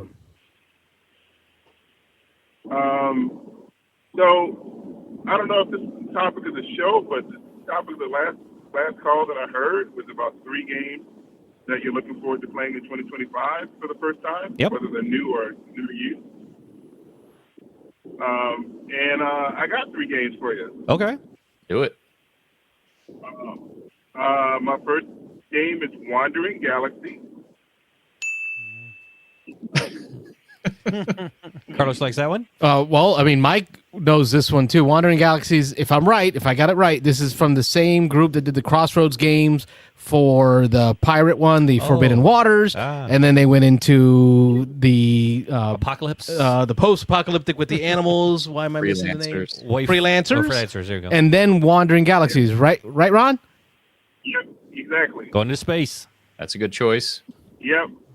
Yeah, and because to be honest with you, I just never gotten around to playing Forgotten Waters, and the other one, the theme didn't appeal to me.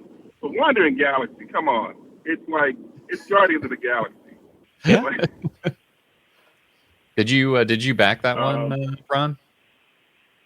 Yes, I did. Nice. Sweet. So, funny story.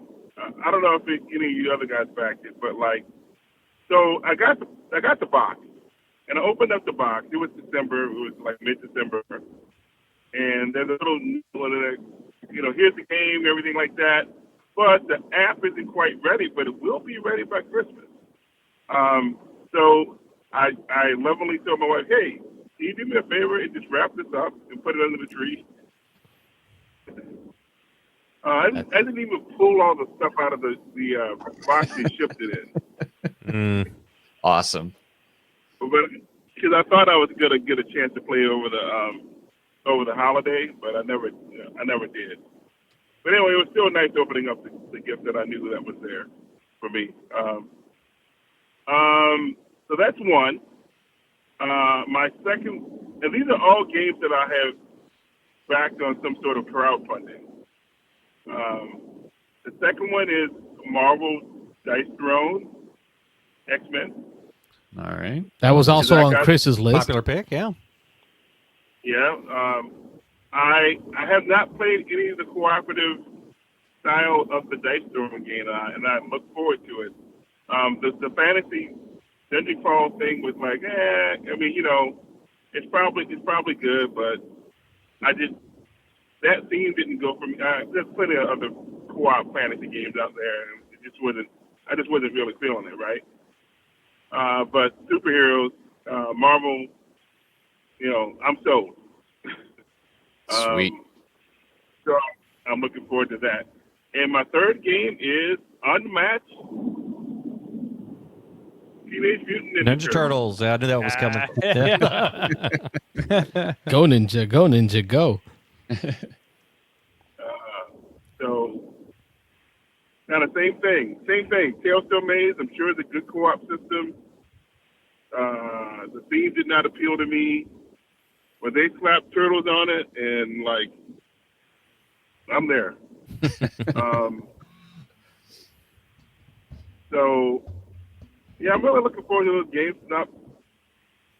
Not a coincidence. All three of those games are cooperative. Because like, I prefer cooperative games to over competitive games for the most part. And me, I like themes. I'm in that camp with Carlos. Let my board games tell me a story.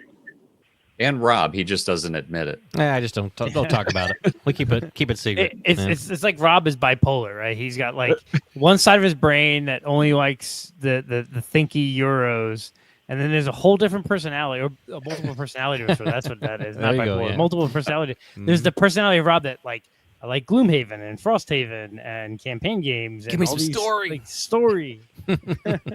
Yeah. So what it sounds like to me is, if the game is stinky enough, then Rob will like the theme. Maybe. Yes. Maybe. Yeah, that's a good That's a assessment. good way to put it. Yes, if the game has enough meat on the rules, challenge, puzzle, Good mechanisms. Yeah. he's in. Yeah. If it's Hero Quest, where it's a simple chuck a d6, meet a target number, Use your imagination. No, he's out. I'm out. Well, Ron, So yeah, I think, it's been a while. It has. I got one last thing. So you guys know that I haven't been board gaming much, right? Like, I've basically been playing role-playing games. Like, I ran Shadow Dark tonight. Oh, nice. For Nice. the Scout Parent, and Super Show with like board gaming on the side. But Dice and Diversion convention is this weekend. It's a smaller, more intimate convention, but it's a lot of open gaming and everything like that. So this is kind of like going to be my first big foray back into like board gaming as a hobby. And I don't think I'm going to be as big into it as before, because like I'm done chasing. Good for you. Yeah, but Well, I'm really looking forward to playing a bunch of board games. I just don't want to be buying a ton of board games anymore. I feel that. Yep. Dan agrees with that. Yep. so Ron, before you go, I got one question for you. What's that? On a scale of 1 to 10, with 10 being amazing, what did you think of the latest Superman trailer? That was definitely it. That was a 9.5. A 9.5. All right. Awesome. I thought for sure I you'd say can't- like an 11 or something like Oh, that. yeah. That was gonna be me. I'd be like 15. I can't. Well, I can't think of. I don't want to. Yeah. You don't I want don't to hype wanna yourself oversell it. up to be disappointed. Exactly. Because the truth of the matter is, like, this is going to be this new James Gunn, Peter Safran, and DCU thing. This Yep. is going to be their first thing. It's got to hit. And Got to be big. Yeah. I don't know. Can I throw a wet blanket on it? I heard some bad news. I What, know what it's bad news did you hear? Don't it's all- try and it's all crap on get- our party yeah, it's over all here. getting the hype, but supposedly the pre-screenings were awful. People were lost, people were confused, and they, according to my oldest son, they are reshooting almost half of the movie. They're Don't going tell me back that. and reshooting it now because it scored like 2 out of 10 on the pre-screenings. Yeah. Now, when you say that Okay. people were lost, is it because they don't spoon feed everything to you and you have to I think think for it's yourself? because they were trying to do too much, and actually they were talking about it on the Dice Tower today on Board Game Breakfast. Is that Thursdays? Yeah, I think it was Board Game Breakfast this morning. They were talking about how they were looking forward to it because it has like 15 different bad guys in it, and supposedly that's what lost people. It doesn't stick to any story. It's just so much thrown at you of the whole Superman universe all in one movie, and so people were getting lost. They couldn't follow it. They couldn't tell who this bad guy was, what's his backstory, what's the motivation over here. Why is Nathan Fillion got that haircut? Exactly. So yeah, I don't. Guy Gardner, that's his haircut. That's what I heard. Yeah, that's so his everybody's. Oh, go ahead. Well, this is what I have to say to that. It is January 16th. This movie comes out in July. Yep. That's almost 6 months to this release date. I I would not be surprised if this was kind of like intentional to see just what, just to kind of set them in a direction. The 6 months, like they're not even going to be, usually principal photography isn't even done. So principal photography won't even be done for another few months. So like, this is a very rough cut. Like they're not even, I hope so. yeah. I also, was like, super psyched. I feel like it's even worse with DC than Marvel, but the like I say it again, I said it earlier, like a grognard, like neckbeard fanboys who want to just like it's after 10 o'clock, so shit on everything. Like like between Star Wars and like DC, I can clean it up. Like There you go. Oh, dang, I was A late. little late. yeah, between like Star Wars and DC people, I'm so tired of like this like nasty like I live in my mom's basement, but I think I'm this alpha male.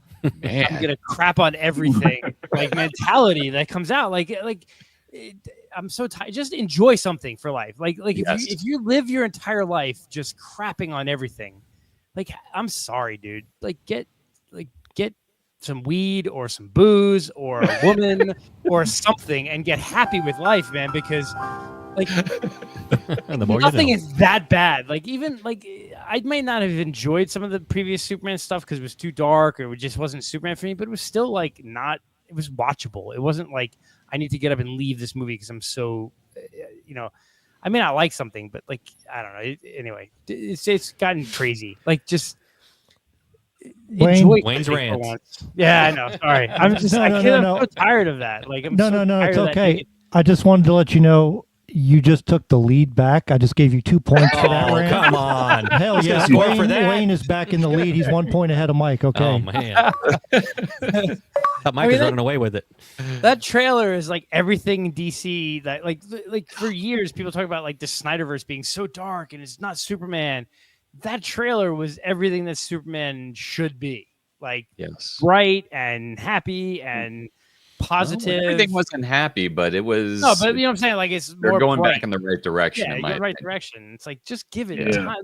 People hope- already want to like crap on James Gunn's universe. Like just give him the movie's not even out yet. Like can we at least like I hope You it's know? good. I hope it's good. yeah, it's like I don't know. Expectation is reality is so warped. Yeah, that's how I feel about these reports. Like, it's like my initial thought is obviously I think there's an agenda here Yeah. because like this principal photography is not done. There's no it. I'm Now, not worried. if they had already been done with it, principal photography, I might start to get concerned. But there's still a period of reshoots, which all these big budget movies plan and budget for reshoots. So if they're redoing it over almost half the movie at this point, when they're not even done with principal photography yet, I'm not worried. Yeah, get it right. Get it right. That's what I want. Yeah. It'll be fine. Yep. So, Well, that's where I stand on that. All right, so I'm keeping your expectations hopefully a little bit lower. That way, when it comes out and it's awesome, Rob, then, stop. then you can rave about it. I took a point away from Rob from shitting on the. That's all right. Everybody. That's all right. Everybody Just keep away. That's okay. You're late again, Carlos. You're at 0. You're about to go into the negatives. Oh, I can go negative. All right, Mike, were you going to say something, Mike? No, I was just saying that I'm excited for it one way or the other, man. Yeah. I'm going to go see it. I don't give a crap what the reviews say after it comes out. I'm still going to go out and see it. It goes back to like the most recent Batman movie with Robert Pattinson, right? Like everyone that was amazing, man. Everyone crapped on it when it first came out, and I like that movie. I didn't go see it initially in the theater, and then I watched it. I'm like, man, this movie's really good. Like it was really it's good. What if it really sucks? good. We've all got Happy Gilmore 2 coming out this year too, so that's something to look forward to. Oh, I'm so looking forward to that. I am. I Rob can't is wait. now in the negative point. I can't wait. I can't wait. Awesome. Now, has everyone also seen the new Daredevil? I haven't seen it yet. Yes. Oh, baby. yeah. I can't Disney wait. Plus is like, forget we're not sanitizing stuff. We can go dirty. We can what I be heard. nasty. Like, oh man, it was good. That was a good. Ron, you've seen that one, right? Yes, that was great. And 2025 it's looking to be a good year for the superhero genre on the screen. So Yeah, I'm ready for some good DC stuff and good Marvel stuff. Me too. I'm tired of the oh my goodness, the crap lately. So yeah. So yeah, I'm a big Marvel fan, not as much of a DC fan, but I want DC to succeed. Oh, why not? I really want to. Yeah. I want more. Yeah, more good superhero movies is better than less. well, more good superhero movies. Yeah. Yeah. And I think DC, like with Robert Pattinson's Batman, and then you had the Penguin leading into that that separate. That was So good. so good. I'm hearing that the Penguin is has been one of the best TV series. So good. Period. If you haven't watched it yet, Ron, just drop whatever you're doing and watch it. Trust me. Yes. Totally. All right. Well, I'm taking up enough of your time tonight. It's been a hot minute. Yeah, it was good catching up. I thought it'd be a quick call, but man, you do great at getting us talking. Like you get, You got me all riled up. you're on the pulse of the Beans and Dice crew, and that's why we love you, man. We appreciate you. I think the last time Wayne went on a rant was when Ron was on. It's Ooh. been a while. He's Yeah. riled up. It's good. Ron knows me. He knows Wayne is the yin to Ron's yang. Like they play off each other. Cool, calm, collected, and then like Wayne's rant. Have a good night, Ron. Stay safe up there. All right, you good. Take care. Bye. Thanks, man. It's good hearing from Ron again. Yeah, I was worried about him. That's why I was, keeping up on his channel, keeping up on how he's doing. Phone lines are still open, 813-618-7099. It is still a call-in show tonight. It's going on. It's popping. Had three Okay, right in are a we row. done with Purple Haze yet or what, man? Yes, Like, we One more thing. Oh, Before we wrap it up, I just want to give Dan a little shout out because Dan is, I don't want to talk too much for you, Dan. You're in the middle of recording the campaign that you plan to, after some editing, probably won't be out immediately, but on your channel, you'll be releasing your playthrough, your solo playthrough of the campaign. So if people want to check it out, again, it's probably not going to be up there tomorrow. It's going to take a little while, but Dan's was filming, and go ahead and throw a shout out for your channel, Dan. Yeah, it's going to take me probably another couple of weeks because I'm into a new editing program, so I'm learning that. But probably about 2 to 3 weeks, I'll have the first mission, which is the one that I ran through with both of these guys tonight up on the Gray Board Gamer. So it's been a while since I posted on there because life gets in the way. But I'm back to filming now and starting the editing process. All right, that's enough Purple Haze. Let's move on. That's good though. That was a good. That was a good segue. that was good. I didn't mean to go that long with it, but man, it's really hit. It's good. Yeah. All right. Anybody else have any other twigs? Any other this week in gaming? Well, I got some if somebody else doesn't. I know he already I'm gonna hit hinted at SETI, his. but Yeah. I'm gonna touch back on SETI. But go Go ahead, ahead, everybody. Wayne. I'll go after you. Mine's one. I mean, I played a game with my family. I actually played Fury of Dracula with my family. Yeah. All right.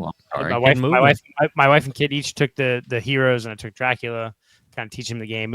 So it was a little rough because 10-year-old, he's kind of has to grasp it. So it was a little rough, but it was fun. Mike says it's always rough, right, Mike? It's always rough. Yeah, they enjoyed it.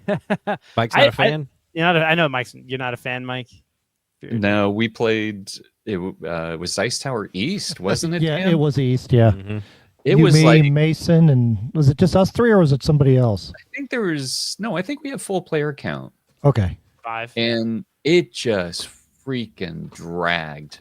And by the end, it was just like after I don't know how long was it? 3 hours. It was like 3 hours at least. Yeah. We're just like, okay, we're done. Dan, just kill one of us or do whatever you got to do because Dan was Dracula. It was just like once we packed it up, I was like, well, I never have to play that game again. I immediately sold my copy as soon as I sold my copy too. Yeah.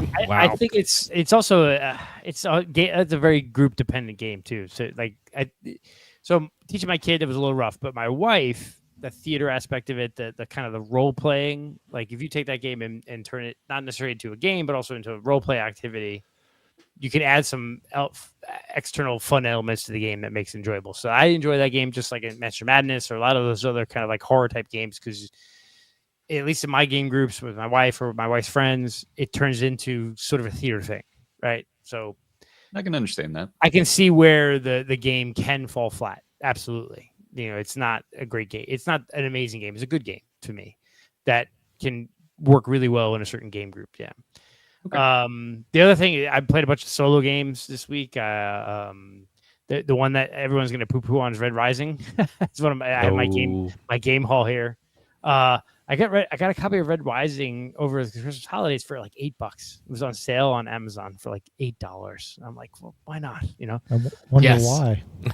There's a reason for that. Because most people hate the game, right? And but for me, I love the books. I'm a huge fan of the Red Rising books. I've read them all, and I know, and I've played it once or twice, and I really liked. I liked the game. I enjoyed the game. I know that most of the people I played with didn't like it.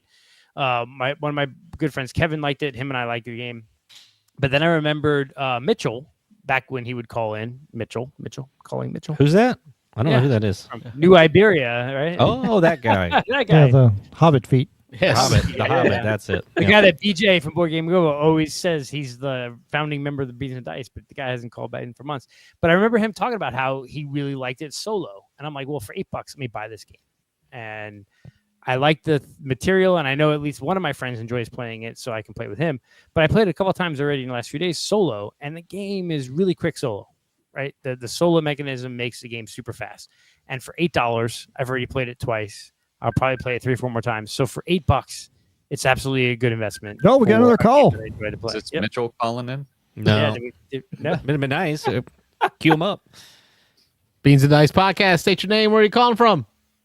Oh, you know who the hell this is. I know. I have to pretend, okay? Why you got to break the magic? See his name right there on the phone. Come on.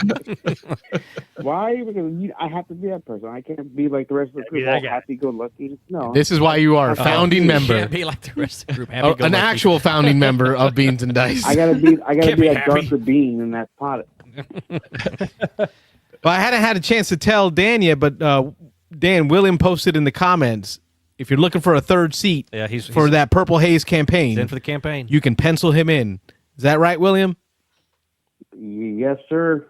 I want to know what 6 Marines could do in a situation like that. Well, if you leave it up to Rob, it's called F that up with his dice rolls. Yeah, roll bunches of blanks. Yeah, once I'll figure it out between Rob and you. We'll get into a message group and we'll try and figure out where we can meet up and start playing. Yeah, I really think in 2025 I need to try to edge back into playing more board games. Hell yeah! Last year, the only time and this is gonna be bad, but the only time I played board games at all in person in 2024 was at the Dice Tower Retreat and Dice Tower East. That was it. My house too, but I know I'm nothing. No, that don't count. We visited for like an hour to play a really quick game, but I mean, like that was with the kids. I mean, there wasn't enough time to it was a filler. Entirely focus on the board game. I even got a few games in with you last year. Oh, I look. If it was, I was a blur. You got to remember, William, we November of 2023, and then I think it was September for you, right? Yeah, the babies. We had babies. Like we added new. That changes a lot. You had a baby? The wife. No, Well, yeah, they're William and I. definitely Yeah. they're definitely a board game killer. That's for sure. There's a lot of life changes. So don't knock yourself. Don't be acting like, I'm out of the game. No. You're not. My focus went to other things. I'm studying for I'm getting a 3rd or 4th certification for work. So since I can't play games, I spend my time in my upstairs, and instead of playing video games, I dabble between that and studying and reading and stuff. So, but show is yours for the next 5-10 minutes. What you got? Honestly, I really want to get some of the games that I've recently picked up through the table eventually. Want to get that Rome Total War game on the board. That's, you guys were talking about your top 3 that you want to get for 2025. Yeah. Rome Total War. Purple Haze definitely sounds like something I'm interested in just for the history aspect of it. Yep, good one. So, and then my other option would be pretty much anything I haven't even tried. How's that? Anything you haven't tried. That's not normal for me. You know that. I want to change that to my number 3. Every game I've never played. It's an answer and it works. So Okay. there you go. All right. Dan, do you approve? Is Dan's No, I just took another point away from you for that comment. Oh, yes. Killing it. Before we get back to William here, Wayne got another point for calling out Mitchell, so he's clearly in the lead now. He's commanding lead now. I must have missed that. What did he call it Mitchell for? Oh, just not for calling in. Yeah, just for disappearing. for ghosting us, basically. Yeah. I mean, yeah, but if you look on Facebook, the guy's just about as busy as the rest of us lately. So He can't make a phone call. He doesn't know what a phone is. Yeah. That's all right. That's all right. I know, right? He used to be the first one to call every Thursday night before everyone else, and he was upset if he wasn't first in line. Yep. All right, it's okay. Not bitter. It's all right. It's okay. But I get it. If you guys can definitely pinch me in for Purple Haze, that'd be great. Cool. Yeah, I did mention in the chat. Any other campaign you guys wish to pick up. All right. I did mention in the chat that I was going to buy Purple Haze, but based on this article I'm reading in the news, that might be a little while. Let's see. Phalanx Games releases Purple Haze, and it's going to be sometime in early 2025 before it goes to retail. Nobody else has it. No. I went through every website during the show. I cannot find it anywhere. Dan's got it. It's right here. It's right here. Dan's got a copy. I'll do it again. Yeah, Dan's got a copy. So no, I won't have it. You should join in with those guys and get it played, and I'll pop in on occasion just until I can get a copy. You can watch. Yeah. I mean, that sounds like it'll itch that D&D itch as well from what you guys are describing. It totally did. You say that, and I'm glad it came across that way. Like it filled so many niches of what I love in gaming: the historical aspect, the wargaming aspect. It's a filler. It's not a filler. It's not that kind of filler. But it's wargaming aspect, historicals, and then also that D&D like Baldur's Gate feeling where you're like running a crew of people and managing their equipment and their resources and their stamina and their energy. Like it hit. So filled niches. Which niche did it fill? I've been definitely playing a lot of Baldur's Gate 3 lately, so I know how that is. There you go. Nice. So, especially with the new patch they're going to come out, that'll definitely want me to get back into playing that as well. So that'll be another thing I have to pencil in my schedule. Sweet. Well, thank you. Thank you for calling and sharing. Wrap it up for him. What else you got? Not much. Work's crazy. Obviously, school district. We're getting busy. We're opening up another high school this year. We just opened a middle school a K-8 last year. So, it's nutty in the world of education right now. Well, again, we appreciate what you do out there for the kiddos. So, other than that, county decided to pay for my certification courses for different outlets, so I'm going to go with that. They want me. They sound like they want me to go the security route, so that's what I'm probably going to do. Good deal. All right. So, but yeah, let me know. I definitely want to get back, and I'm going to try to edge myself back into gaming. Maybe if Carlos talks to me in a smooth, sultry voice, I might come to the house and do a show one day too. Wow. I've tried. I want to get you in the house for gaming. Well, You know, Rob is sitting right next to him, right? You yeah. can make And him Rob's jealous. looking all sexy with that beard now. I think he's like trying to compete with Dan. You got to Yeah, remember, trying. William's brown, I'm brown. We can make a Rob Oreo. Oh, Good night, William. Yeah, good night. after dark. No, Hey, I didn't start it. You did. Yeah, it got dark in a hurry. All right. Good talking to you, guys have a Bobby. Good night, then. Got dark See ya. in Bye. a hurry. Yeah, all right. Phone lines are back. 813-618-7099. As the night gets Look, later, What was that? I lose more sleep. What was that? And That was another point coming your way. Just Oh, to get yeah. that. oh, Oreo. Give yourself 2 because you got 1 for that comment, and I gave you 1 for bringing up Baldur's Gate. That was a nice, good reference. That was good. I just started playing Baldur's Gate 3. Oh yeah, I gotta get that one. I did see in this article for Purple Haze that it's going to be the retail set. It's going to be in early 2025, and it is coming to retail. I'm excited. This was a great game. Who else has any twigs? Any this week in gaming? I do. Go ahead, Rob. I know you had Oh, that's it, SETI. Mike, go ahead. Yeah, I'm gonna do SETI. I'm gonna hit SETI before we're done. But go ahead, Mike. Now just keep filling time. We don't want to talk about SETI. So I've only played 2 games this year so far. One was the original Dune, 1979 Dune, had a full 6-player count Saw the on picture. that one, which was pretty awesome. I'm starting to like that game more and more as I kind of like settle into it and really start understanding strategies and such. But the one that I wanted to touch on was this past Tuesday, and Rob, maybe you'll be able to kind of add more to this than most.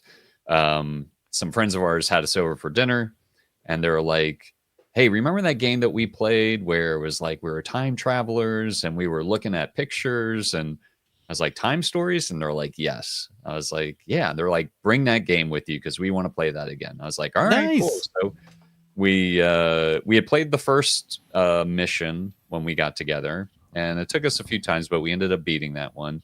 And then this time we played the next story, which is in line, which is A Prophecy of Dragons. Mm-hmm. Oh yeah. This was my first time ever playing this one. And we had a couple of people there that were like their neighbors that wanted to play. So we kind of like partnered up with whoever our partners were. And we had almost 8 people playing. Mm. You know, like 2 people were playing a single pawn, you know, Right. like around the table. Way different than Oh, yeah. the original one where you were like in the insane asylum and Yeah. old time Paris or whatever. It was almost like, what the hell game is this? It was totally different. And we got to the point where the decks swap out. Yep. And we had to stop for the night just because it was like getting late. And but are all of the stories that much of a difference? Like, because we kind of talked about it afterward, and we were like, we really enjoyed the looking at the photographs and then trying to describe them, like once the group came back from their different areas of the level.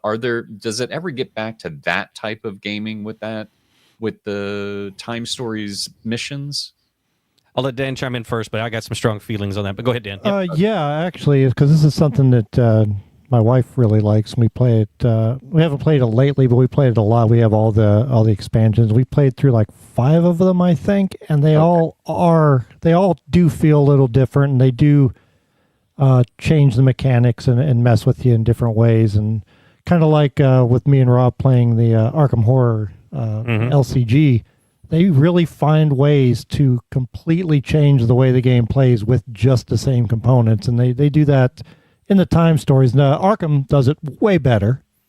Yes, the I Time think Stories is still just pulpy fun, though. So Yeah. Okay. Yeah, in Time Stories, you are going to have. I played everyone except for the last one. The Rodeo was set in California. Oh, it's, yeah, the porno one or whatever it was. Yeah, Yes, that's the only one I haven't played, and I played them in the order that they came out, and that was, Yeah. I believe, the last one to Yeah. release. That's the one I never made it to playing through. In my opinion, the one that you just played, Prophecy of Dragons. Prophecy of Dragons, was the weakest of them all. I would agree with that. And too. it was the lowest. Thank It you. was the Good. lowest rated of all of them. They were each done by a different designer, and so when the game first came out, I forget who made the game. Who's the I don't remember. the company that put it out? I don't remember either. And I didn't play. There was a re-release where they changed some of the game. So I played the original run through. But when it came out, they designed the Space system. Cowboys. There you go, Space Cowboys. Right, that's it. They designed the system, and then they went to different game designers and gave them all the prototype of it and said, I want you to make the game. Here's just a few basic things that we're going to keep consistent as far as mechanisms, but as far as how you want to design the decks, how you want to design the game to play, the story that you want to tell, it is entirely up to you. And so you will have very different experiences, and the rules will change pretty drastically every game that you play. Oh, yeah. There's just some basic rules that will stay the same, but Yeah. they took it in very different directions. And so I loved the fact that some of them were really, really good. They used this system in really cool, unique ways, but there were a couple of duds in the system too. So if you play through them all, you are going to play a few Prophecy of Dragons that are just going to be like, all right. And I felt kind of obligated. I just wanted to get through all the content. And that's So- how I feel about it. Yeah. Yeah, I just want so- to get through it to get to the next one Yep. at this point. Yep, that was Prophecy of the Dragons, and with that, just the nature of that beast of the system, you will play each one multiple times. You will never make it through in one run, they call them. Yeah. You're gonna reset, and I think there was one or two of them we played 4 or 5 times. Yeah, I've never come close to finishing one in one run. No. Yeah, usually you get about halfway, and then you learn, you gain some knowledge. You're like, all right, we don't go to that dead end this time. We make a left instead of a right, and that'll help you. So the subsequent plays will go a lot faster. And there's actually a couple of them where I think where you maybe in the ones that you did reset the decks, they had an A and a B deck. If you made it through the A deck and then you failed during the B, you don't go all the way back. You just go back to where you switched decks, and then you pick up from that point and go forward. So Okay. But All right. Well, that makes me feel a little bit better because as we were playing, and it kind of sucked because the new people that were joining us for the first time, I was like, oh yeah, man, they're gonna really enjoy this, and then it was just kind of like, this is not anything like the Insane Asylum mission, and even the people that we played with before, they're like, I don't remember this game being like this. And I was like, it wasn't like this. That's why. No. That is the dud, the biggest dud of the group of all of them, yeah. Yeah, the original one in the Insane Asylum actually is one of the highest rated. It's not the best, but it's like number 3, I think, in a lot of polls. The sad thing is, isn't the last one also like a dud? One of the best ones, isn't it? I thought the last No, one was I thought the last one was kind of a dud. Really? I think it was polarizing because it's more modern, and it's like Dan said, it was like 1980s or something in L.A. or something. So it's really a completely different feel. A lot of them felt a little more historic. I really like the Egyptian one. The Egyptian one. That one was good. Some Yeah. cool puzzles and stuff in that one. That one was a lot of fun. I'm trying to remember what other ones. Oh, there we were. had the one on you're on the Antarctic ship. Oh yes, that was a good one. That was yes, a good one. That was a good Every one. time Yep. you go back, things are a little bit different. Yeah, Right. that one was cool. Yep, and the ice melting, and it was different things there. And that one had a Cthulhu thing. There was a monster that you Something was like that. running around out there. That one was good. But then so that last one again was polarizing, just because it was more modern. It was much more adult, from what I understand. Yeah, they had like a warning on it, like 18 up only. Yeah, it's much more adult theme in that one. So some people really liked it, some people didn't. But you could probably say that about any of them. Some people, the Prophecy of Dragons was probably their favorite, just because it was like a D&D setting. There's one that's in a very weird fantasy, elves and fairies. I don't remember that one, but that one was okay. It was a little weird, but yeah. Then you have the one where they actually give you like a map and you're sailing the ship around. Yep. There was that one I remember. Mm-hmm. Yeah. Yeah. There's some good completely ones. different themes in each one. Yeah. Yeah. Okay, cool. I'd say stick with it. There's gonna expect that there's gonna be a few bad ones, but the whole ride was fun. Yeah. Gotcha. All right, cool. Good to know. Cool. Those are my 2 plays this year so far. All right, Dan, did you play anything at Game Day that particularly stands out for you? Yeah, I got to play Rebirth. Oh yeah, that's right. Yeah. Oh, yeah, nice. that I knew nothing about it. they asked me if I wanted to play. I said sure, because they said it wasn't going to be like a 4-hour game, so I was in. Okay. Yeah. That's by the famous designer. Which one is it? Yeah. Okay. Yeah. And I really, really enjoyed that game, and I think my wife is going to like it a lot. I actually went on Board Game Geek, and I did a trade with somebody that got their copy in already. So, cool. Yep. Didn't buy a new game, but I swapped for one. So I'm happy that I'm going to get that. I really like the mechanisms in it. I mean, it's nothing innovative, but I just really like the way it's implemented. And it plays quick. Like you only have one piece in your hand. Yeah. When it's your turn, you're drawing your one token and you're putting it somewhere on the board. It might take you a minute to figure out like the best place you can put it. Right. But it's not a lot of AP. It didn't take that long. We had a 4-player count. It only took about 90 minutes, and that was with the teach. Yeah. It plays quick. It's a good game. I really like that one. And I have a copy of it. So, and this one, I knew it was more of an easier game to teach, and I wanted that just so it'll get to the table a lot more. Yeah, you're right. It was only like a 5-minute teach, and we were up and running. Yeah, good game, and it has great table presence. Yeah, because the one I traded for was the deluxe one with like the little castles and everything, so I'm excited about that. Cool. Yeah, and even the two different sides of the boards. One's a lot easier to play than the other side. One's a little bit more involved. Yeah, we played the easier side. Yeah, cool. What are you doing on your turn?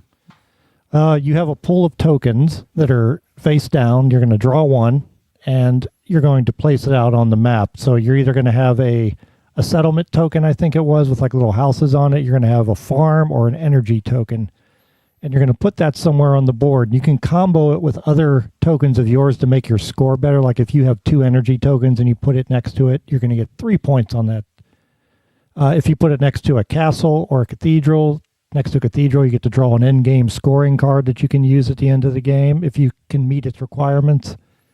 The castles are worth points at the end of the game, but the castles can change hands depending on who has the most resources around them and different things like that. Then there's like little settlement areas that you can score off of too. Lots of different routes, and it was a really good time. Yeah. Fun game. This actually looks good. Yeah, it's really good. Once my copy comes in, I'll bring it over and we'll try it. Yeah, I'll have to play it. Yeah. Yeah. Good game. And now that I'm thinning my collection down so much, a couple of you that have been over my house, Rob, Mike's been over there. You know the big wall of games that I have built in that built-in shelf? I have like 8 empty sections in it now. Oh, wow. What? That's shocking. Yeah, I'm down to just like 150 games. I've sold over 2,000. That's crazy. So I'm Carlos really up there, man. I'm really Carlos bought half of them. Yeah, I gave him a shelf. But I've really learned, especially that's why what Wayne was saying was hitting with me so much, is I'm done chasing and the Cult of New and all that stuff. I know Rebirth is new. I played it and I liked it and I traded for it. But I'm not just buying stuff to buy it anymore. I've given that up, and I'm exploring all the games that have been sitting on my shelf and just saying I'm not buying something new. I'll trade. Trading's fine because I'm getting rid of stuff at the same time. Sure. And I'm trying all these games that I've had, and I'm like, I've never played that. And I'm playing, and I'm like, wow, this is good. Or don't like it, sell it immediately. And that has really cleared up a lot of space and made me feel a lot better about my collection. Good, man. That's Good deal. awesome. I'm happy for you. Force it out there, Carlos. Force it. Carlos will get there eventually. He will get there eventually. One day. Yeah, you will. Please no. It really, yeah, you do. You will get there eventually, because I was like the collector and buying and kickstarting and game found. Oh, I got to have it all. I got to have it all. And then there just came a breaking point. I mean, I did stop running the cafe. Yeah, I had a lot of games I had to get rid of. But once I started getting rid of some, I was like, I can just let a lot of this go, because He's been like this for 30 years. It's not like he's a new gamer, though. He's been doing it way longer than me. So, but he doesn't have 3,000 games. Not yet. Probably not quite. Because I'm not like, I don't buy everything. I just buy everything that I think is cool. Yeah. And I've never fallen for the Kickstarter thing, and I really think that's a big part of the fall for a lot of folks on the. You see their decline in their gaming collections. and I tend to correlate that with people who went really big on the Kickstarter for a while. Like, there's a lot of disappointment there. Like, you get a lot of duds, and I'm not buying duds. I'm buying things that you've played, that Rob's played, that we talked about, and leaving them in shrink and never playing them. And I'm okay with that. One day, played them yet? That's all. If you look around us, I think Carlos has more games than me now. Yeah, easily. Probably. Carlos is probably Yeah. 400 or 500 games easy. Yeah, I'm nowhere near this number anymore. and we haven't got to our Halls conversation for this week. Nope. More Yeah. coming I, in. I just told you mine. I got Hall. That was my haul. I had one game coming in. All right. Well, we're at the. Already, that was fast. Yeah. My gameplay this week, or this year so far, because we didn't talk about gameplays last week. I'll run through them real quick. Palm Island, really enjoy that. It's a great filler game when you're just looking to get I'm really trying to get off the devices. Like, there was a moment there, I even deleted all the Discord from all my phones. Like, I think Dan had mentioned about, maybe just put it on just your computer. And I was like, oh, that sounds like a great idea, right? And then what I found out is I only touch this computer when I'm on the show. Like, So you never see them. y'all are talking about what we're doing when we're gaming, when we're doing the show, and I missed all of it. So I'm like, okay, that didn't work. But I was using Palm Island as a replacement. Like, I kept it in my pocket. I took it everywhere with me. If I'm at the grocery store or waiting in the car line for the kids, I just bust out Palm Island instead of just scrolling through my phone, right? I tried that. So I got a lot of games of that in. Big game that I played, Mandalorian Adventures. It was on my list, desire to play. Rob, I think you're going to like this one, right? So it gives you that dungeon crawly feel. That's the whole idea behind it, is like this Mandalorian adventure. You're going to go through 4 different scenarios. They're all tied to the show of The Mandalorian Season 1. Supposedly Season 2 is coming out this year. And as you play, your goal is to meet certain objectives.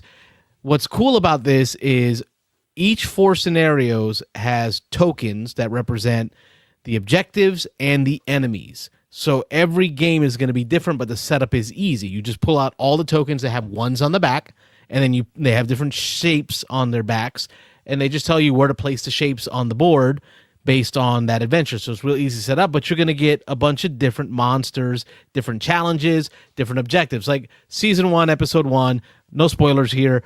He's got to go save Baby Yoda, also known as Grogu, right? So he shows up in town with IG... whatever number that was. It wasn't 88. It was like 88 was like a cousin or something. Oh, His primo. Well, I have no idea. Yeah, whatever that IG was. Right, and they show up in town, they blast everything open, and they find the baby. Right, that's the whole first scenario. So you kind of already know what's going on. It's simple. You're moving on the board, you're attacking stuff, you're trying to find the key card to get into the door to find Baby Yoda. The fun part of the game is how you execute these actions. Each player is going to have a deck of cards. Each card is going to have a number on it, and it's going to represent the strength of that action. There are 4 slots on the board for the 4 different available actions. You can move, you can attack, you can intel, right? And there was one more, and I can't remember. And as you play a card to that action, the power of that action will be based on the number on the card that you played. So I put a 3 on the move, I move 3 spaces. If I place a 3 on the attack, I'm attacking 3 spaces away, right? That's how you do it. However, at the end of your action, you check all of the actions that you place, and you have to play 2 actions each turn, and they have to be different. You check all of the 4 action slots. If the total value of the cards for any one of those actions is 5 or more, it triggers the enemies to activate, right? So you're almost like we did with Purple Haze, where you're trying to balance how many actions can I take before I give it to the other side, right? So I need to move. Rob needs to shoot, so maybe I should do a move and an intel because Rob's going to do the attack, right? So that way I can leave that slot open for Rob without triggering the bad guys. However, if you get a 6 or more in any slot, it triggers a critical. So you're trying to find that perfect sweet spot of the balance of your cards. And then some of your cards have special abilities on them that change the way, based on your character, how your character plays. And this also allows for up to 4 players in one scenario, because you don't have to change anything in the rules. You don't set up a different number of baddies. You don't set up a different outcome or objective. It just it's impacted by 4 people going. And every time one of us breaks the threshold of 5 on any one action, it's going to trigger the baddies on those actions. So you're getting more baddies the more people go. So far, Mandalorian Adventures, really enjoyed it. Cool. And then lastly, I got to play Ezra and Nehemiah. I can't wait to give a beans on this one. I will tell you, this is a very deep Euro. Like it's easy to understand what I'm doing. I'm either rebuilding the temple, right, or I'm rebuilding the walls, or I'm teaching the Torah. Like it's one of those 3 actions is what you're doing. But how to do it well is so hard to figure out in this game. Patrick came over, brought his lovely family. I made steaks. We had a great time, and we spent 3 hours playing some Ezra and Nehemiah, and he walked out loving it. I still love it. I want to get it more to the table because I'm like, how do I get good at it? Like, I want to figure out how to really combo, because there were some stand-up moments for those combos. Ezra and Nehemiah, 2024 title. I know a lot of people haven't really hyped it up I think this one is going to be one of those they come back later titles that you hear about. Wow, that was 2024. It's not a SETI, but it's dang good. Yeah. All right. Segue. Rob. All right. I'm real quick, since you mentioned that we didn't hit them last week. I'm gonna hit them real quick. So start of the year, played Wormspan. I think actually I did mention that Nick taught me Wormspan a couple of weeks ago. Yep. Good game. I liked it, enjoyed it. Think maybe more than Wingspan. Going to take me some more plays, but we'll see. Let's see. I played Purple Haze with Dan. He taught me that. Dan and I got in a couple of games of Lost Cities, the original OG card game. Great game. Love that one. I believe we split wins on that. We both won once, so that's always nice. I played Nucleum with the Australia expansion because I played with Jim. So we threw it all in there, and we played it. I'm not sold on Nucleum. I'm hearing some people say that this is a brass killer. I definitely do not think it's a brass killer, and I don't see all that many similarities to brass, just the route building part. It's like brass and barrage together. Yeah, maybe. Yeah. And I hear that if you play without Australia, it's much tighter, and that feels more like brass, so maybe that's good. I liked it. I thought it was neat, but so far I definitely prefer brass, but I maybe want to try it without Australia to see if it brings that tightness back to it. Australia, there was a decent amount of things to do, and I wasn't sure where to go, what to do. So anyway, Dan and I actually played at the game day I think this is a filler, Dan. Patterns, that little game that Alex taught us there with the... that was a good game. Yeah, that was a fun game. It was a little abstract. I'm not usually a big fan of abstract strategy. We liked it enough that we reacted and played it again. Yeah, we played it twice in a row. I think we played it twice, certainly in less than an hour. Oh, yeah. Probably 45 minutes at most for 2 plays. So fun little one. I'd recommend it if you like little 15, 20-minute abstract, kind of almost... chess-like, you're making moves, countering each other, blocking each other on a little grid of chips. It was a pretty cool game. I definitely would play it again. I played Cities, a real light city building game, one that I saw got real good reviews on Dice Tower. I got to play that. Alex had just gotten it in. It's a brand new game. It's only been out for maybe a couple of months now, but real quick, light, almost another filler, maybe a slight step above filler, but you're just building up a little city. You're trying to get your green areas together, your city areas together, and you're building vertical some buildings. You got some in-game scoring cards for buildings 2 high, 3 high, 4 high, a building of each of the 4 different colors, different little things like that. But it's almost reminds me a little bit of King Domino or Queen Domino. It's just got a couple of objectives you're trying to meet each game, and you're just building out a little 3x3 grid, and you're filling it in as you go. It's got a fun little light game. Tyrants of the Underdark, Dan and I both played that at 2 different times. We got to teach several new players Tyrants of the Underdark, and there were several people who left that had played it for the first time, never even heard of it, and they were online looking for copies of it or talking about how they were going to get copies of it before they left that night. So nice. Another big hit teaching people Tyrants of the Underdark, which really feels sweet. I like teaching that game to people, so good time there.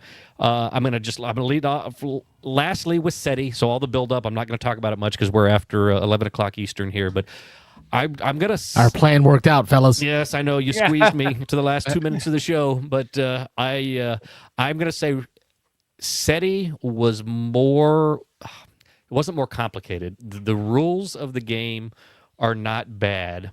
But when I looked on BGG and saw that the weight was a 3.7 right before I sat down to play it, I was a little shocked. I didn't, with the hype that this game has gotten, I didn't think that it was that heavy of a game. So those of you who don't know, 3.7 is pretty heavy. If you're talking about a 4, you're talking about a heavy, heavy game. Well, while you were talking, I looked up Nucleum, and it's 4.1 something. Yeah, I said they're in the same neighborhood there. They're both pretty complicated. So I mean, it's up there with your brasses and your heavier games. This is not. I would not consider it a mid. I don't even know if I'd consider it mid to heavy. Maybe on the lighter end of heavy. But there is a decent amount going on. But it is a game that I talked to Jim about it a few nights later, and he actually brought it up and said that he was thinking about it the next day, that his mind kept going back to how he could have done better. I absolutely did the same thing. I went to bed that night thinking about, man, how could I have played that better? And then the next day while I was at work, my mind wandered a couple times to it. I found myself thinking about it, and I was like, oh, this is a game I've got to play again. So any of you who are up with the recent hype know that SETI was on some people. It came out right at the very, very end of the year. It's just coming out, I think, in December, and people were already calling it Game of the Year for 2024. Not a lot of people, because a lot of people hadn't played it yet, but there were already people, the cult of the new, all the hype, people were saying it was like top 5. I think it's probably going to be in Dice Tower's, nominations for Game of the Year. I don't know that I would call it Game of the Year, but it was probably the best Euro I played this last year, and it's a game that I want to play again, and I think I want to play again after that. The one critique on it, and this has been fairly well known, is that you play with at about the middle of the game. It varies depending on how the game progresses. About the middle, you're going to discover at least one and then eventually a second alien race. There are 5 alien races that you mix up face down, and you put those boards out face down secretly, and you put the other 3 back in the box and don't look. So you don't know which 2 alien races you're going to run into, but they change the way that from about the midpoint, maybe the 2/3 to the end of the game, how you continue scoring points, and they give you kind of unique ways to do it. Those are going to get stale. Everybody is saying this, that, it's cool, but with only 5 in the box, that's going to get stale. But hey, who doesn't love a good expansion? I mean, there we go. We're 5 more. Your first expansion is going to be your next 5 aliens. And so, I mean, it's More an of the easy same. it's an easy problem to fix, right? More of the same. Let's not reinvent the game. The game is pretty dang solid as it is, but it is heavy. So I warn you, if you like heavy Euros, though, I would absolutely say it's a must try and borderline must buy. It's good.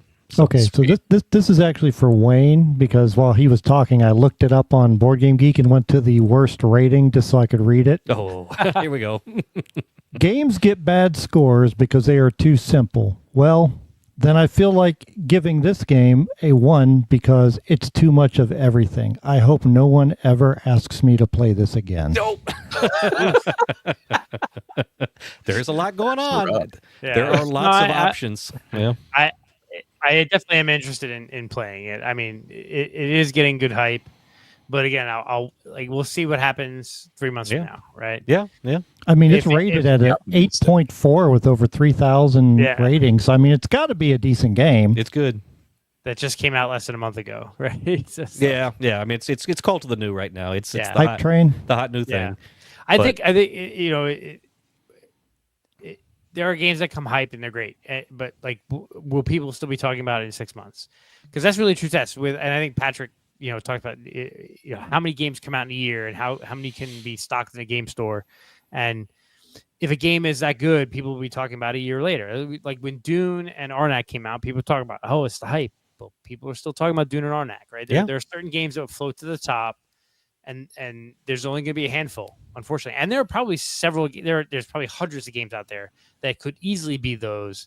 They just didn't get into enough hands to get the exposure, enough hype to keep it going. But yeah, SETI's interesting. I'm interested in trying it. And let me say, and for good and for bad, the complexity is what really kind of has me puzzled, because I am surprised that it is popular as it is with as many people, and even some mainstream content creators who I don't necessarily think of as heavy gamers are giving this really great scores. And do you think that 3.7 is accurate? Jim says he thinks it's a 4. Really? I think it's close to a 4. Yeah, wow. it is. Okay. And not in the... I taught the game after watching 2 videos. I had never played it, but I taught the game with Brandon. Had also watched a video, so he helped fill in a few things. But I lost my train of thought there.